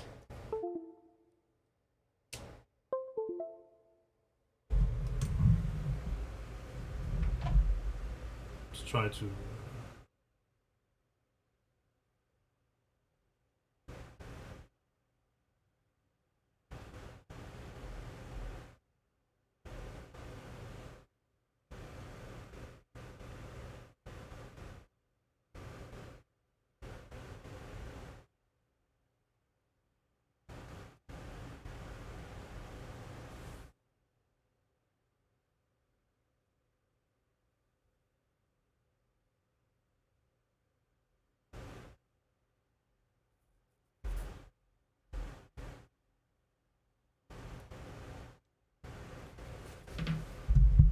No, there doesn't seem to be absolutely any connection to it, but yeah. So let's spill it. I'm using PFPX, and I generally find it to be a pretty good program. I mean, it is out of active development and has been for quite some while, I think, from Flightsim Soft. But it's working. There doesn't seem to be any sort of immediate bugs or anything like that that is annoying. So it's okay. And the creation of profiles for PFPX has been sort of picked up or taken over by the community. So it means that that as new airplanes, new planes come, new models come into the simming software, and they are sort of a reasonable quality. These profile creators will be able to make profiles for these airplanes. So in that sense, it's a good program. And as you can see, the functionality and the stuff that you can do with TopCat is downhands just brilliant. I mean, it's such a well-made program that it probably for most people seems completely insane that I won't recommend it.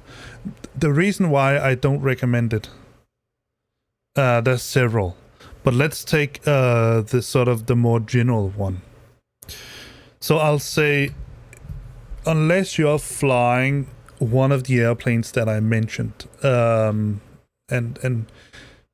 it's very obvious that it seems that this program is tailored to people that are down the Flightsim X, FSX, and prepared, because they are sort of offsprings, prepared as an offspring of FSX, if I'm not mistaken. It's the same code that's behind it, the same general code.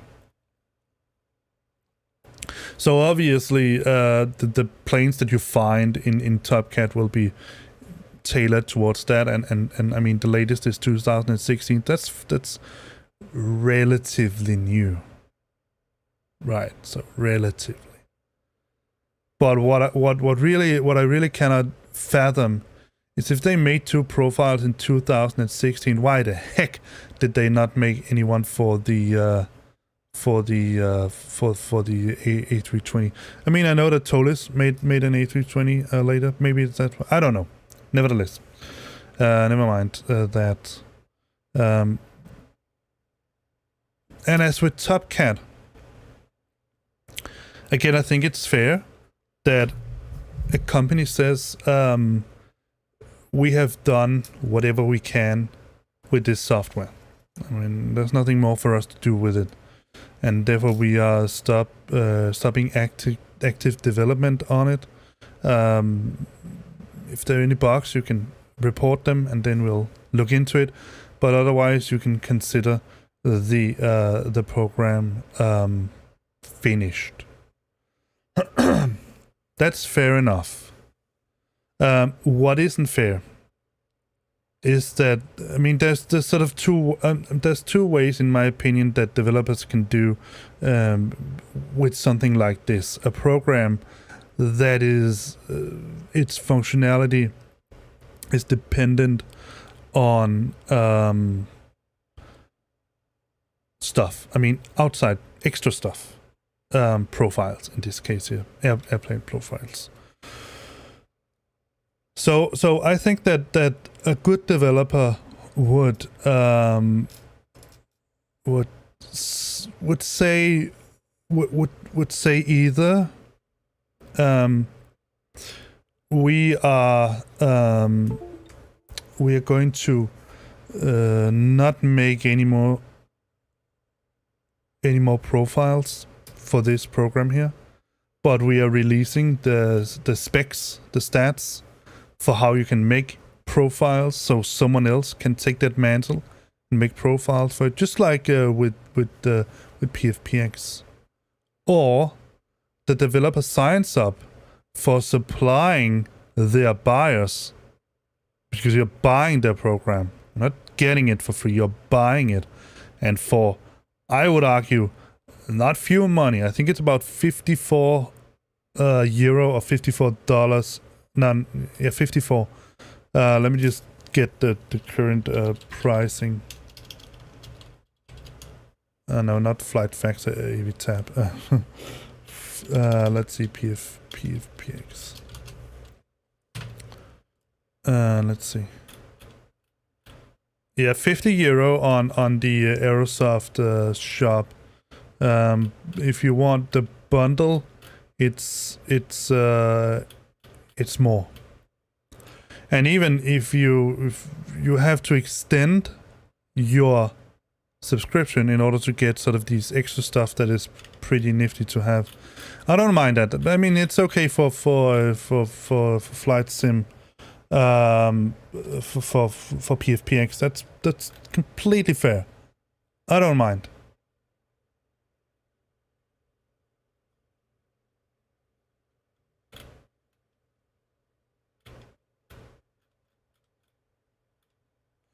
But what I do mind is what Aerosoft and Flight Sim Soft is doing right now. Because they're doing neither with TopCat. TopCat is essentially a useless program if you don't have any of the airplanes. And for that matter, the only airplane I can use in TopCat right now is the Boeing 737. I can, to some extent, as you saw, use TopCat for the Airbus. In some circumstances, it's reasonable. It gives reasonable numbers. But in general, I cannot use it.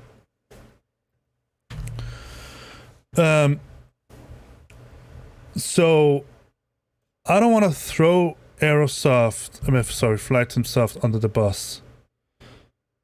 But I do also feel that they should be held accountable for what they say and what they do. And just as importantly, how they do it. And let me see if I can find what I'm talking about, and then you would probably... Let me see.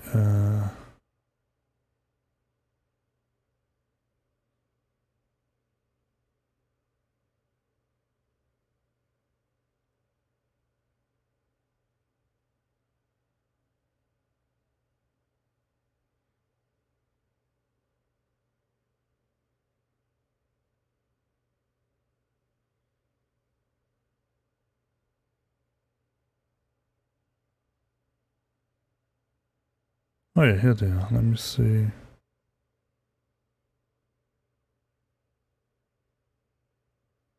Oh, that was something else. That was Flight Simulator.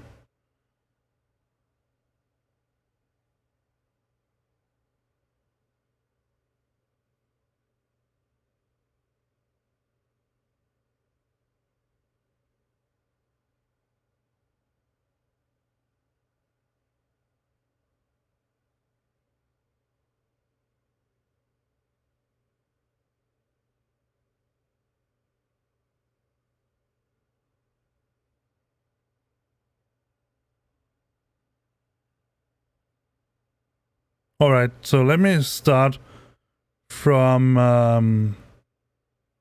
as much as the beginning as I can. This is going to take a little while, so go grab yourself a cup of coffee. Unfortunately, I cannot show you it on the screen because I only have the mails on my phone. For some reason, they've been deleted elsewhere. But listen to this. So I wrote to Flight Sim Soft.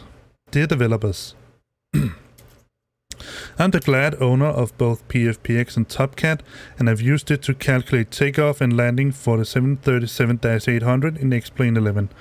But now I'm also the owner of a ToLiss A321 231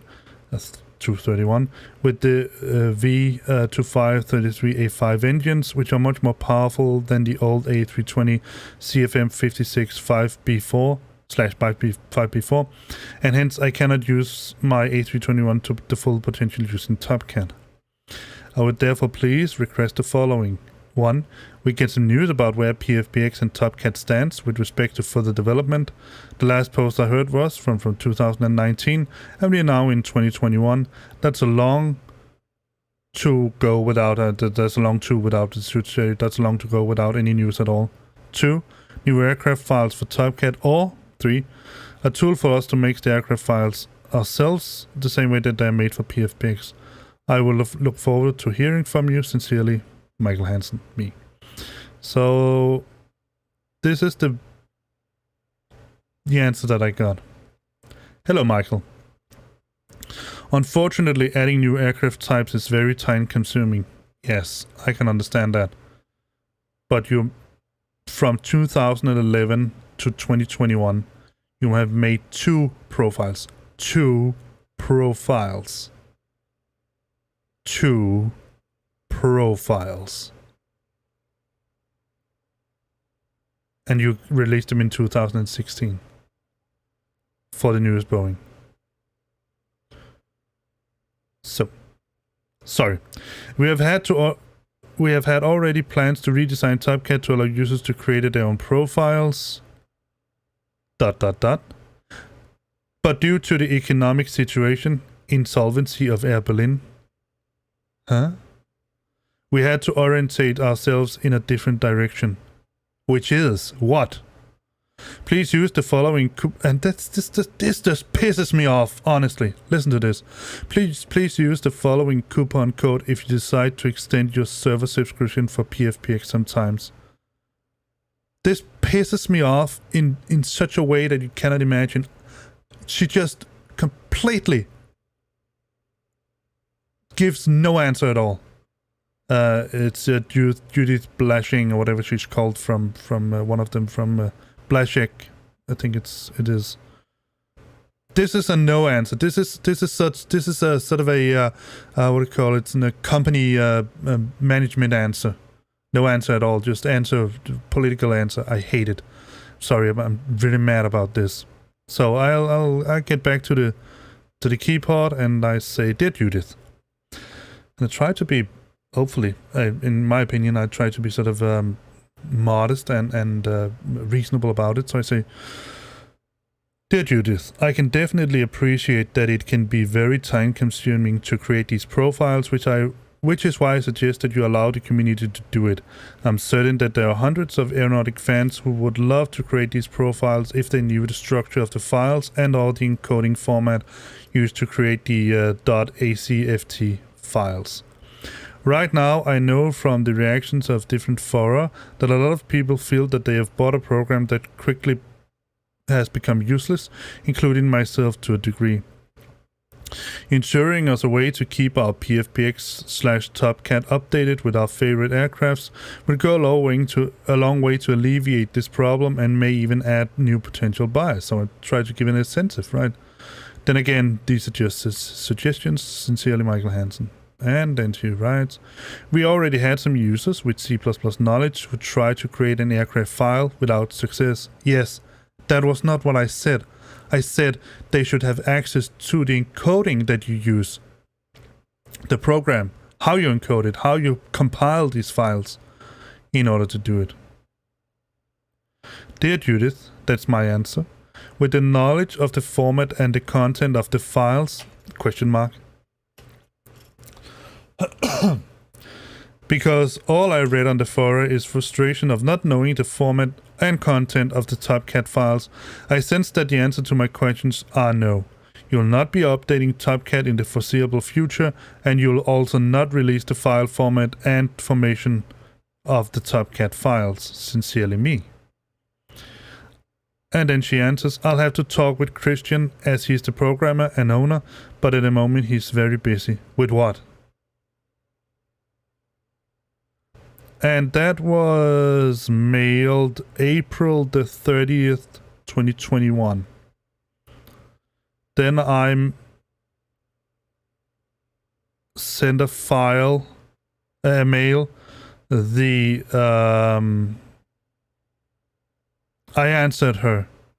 Dear Judith, thank you. Sounds good. Sincerely, Michael Hansen. I did that in the 1st of May, 2021. I have sent a mail now here again. The 5th of August 2021 and asked, Dear Judith, I'm only asking to hear if there's any news regarding my inquiry. Sincerely, Michael Hansen. No answer.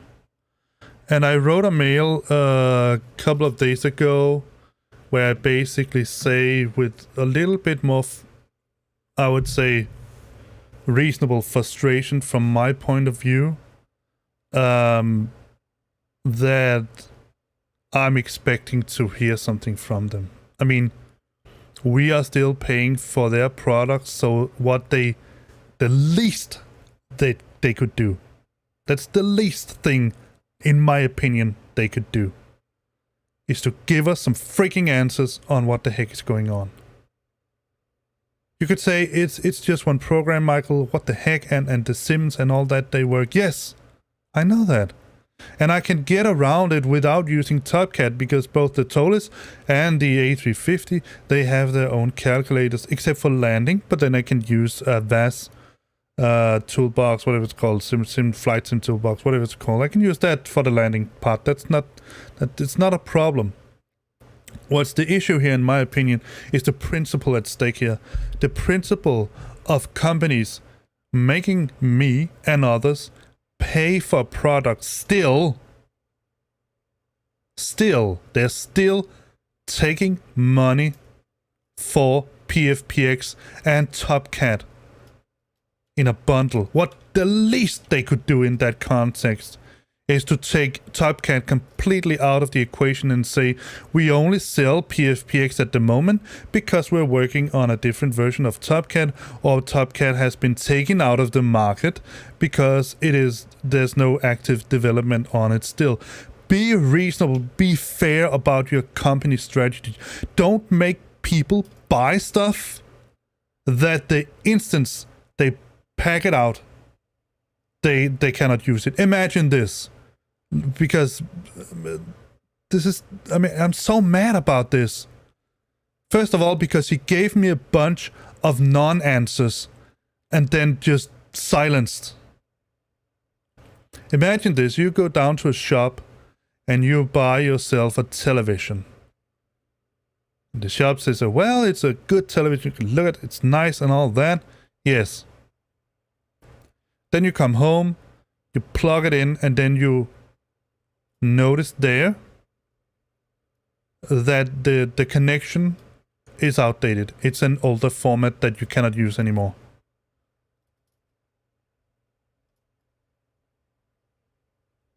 I'm pretty sure that anyone that would experience something like this would be extremely pissed, and in a few minutes they would be standing with their noses straight up to that salesman and say, hey, you sold me a television with an outdated plug that I cannot use. Why the heck did you not tell me this before I bought it?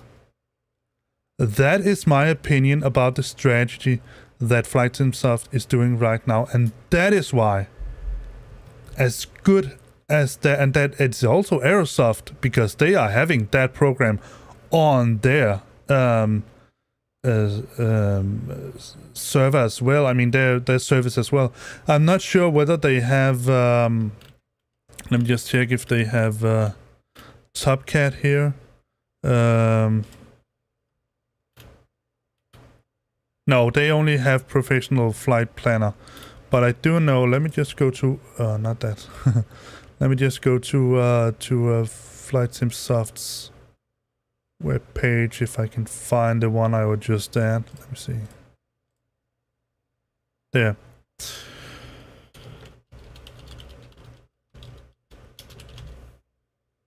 if you go to Flight Simsoft, you can go to PFPX and you can pricing. Let's go there. Bundled. You can buy PFPX TopCat bundle download edition for 55.45 euro. That's not cheap. If you look at TopCat, let me tell you what they write about TopCat. Introduction. TopCat is an acronym for Takeoff and Landing Performance Calculation Tool.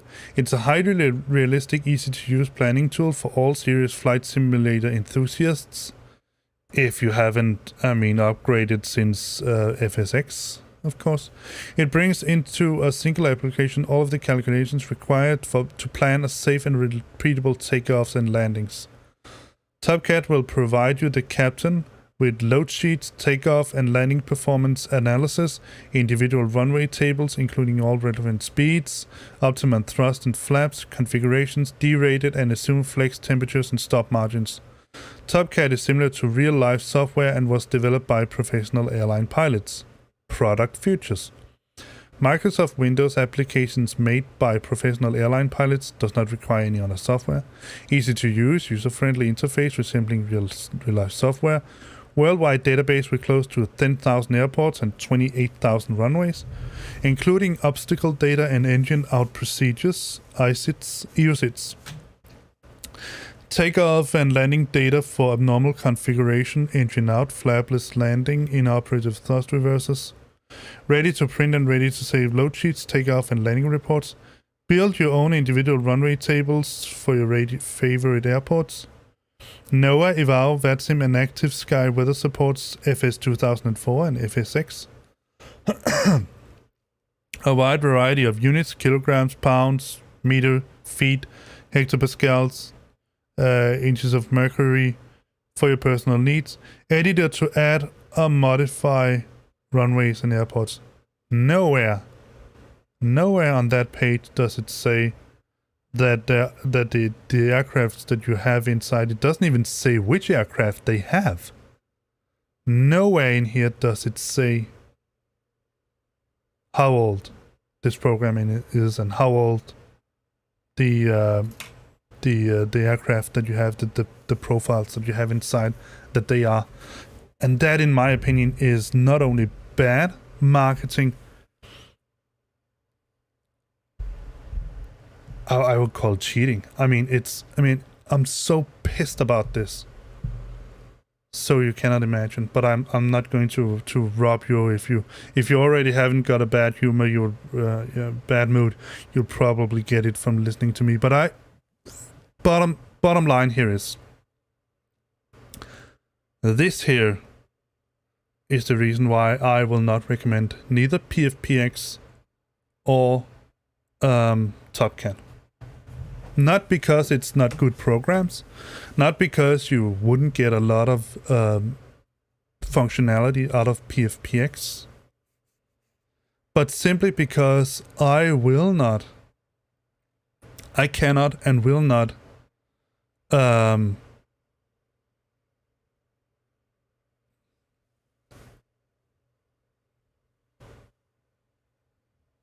support. That was the word I was looking for. Support this kind of marketing behavior, especially not in sort of a relative niche area like flight simming is. Not at all. There are individual people out there. The person behind, for example, VAS Flights Toolbox, whatever it's called. And just take a look. Yeah, VAS Airplane Toolbox. There are individual people out there, single people, one person, that are making more effort to give us tools to work with for free than Flight Simsoft is doing. So that is why I'm mad about this. Pissed, whatever you want to call it. So freaking mad. I hope that you can understand that I had to get this off my chest, and I hope that you support me in this viewpoint, because I think that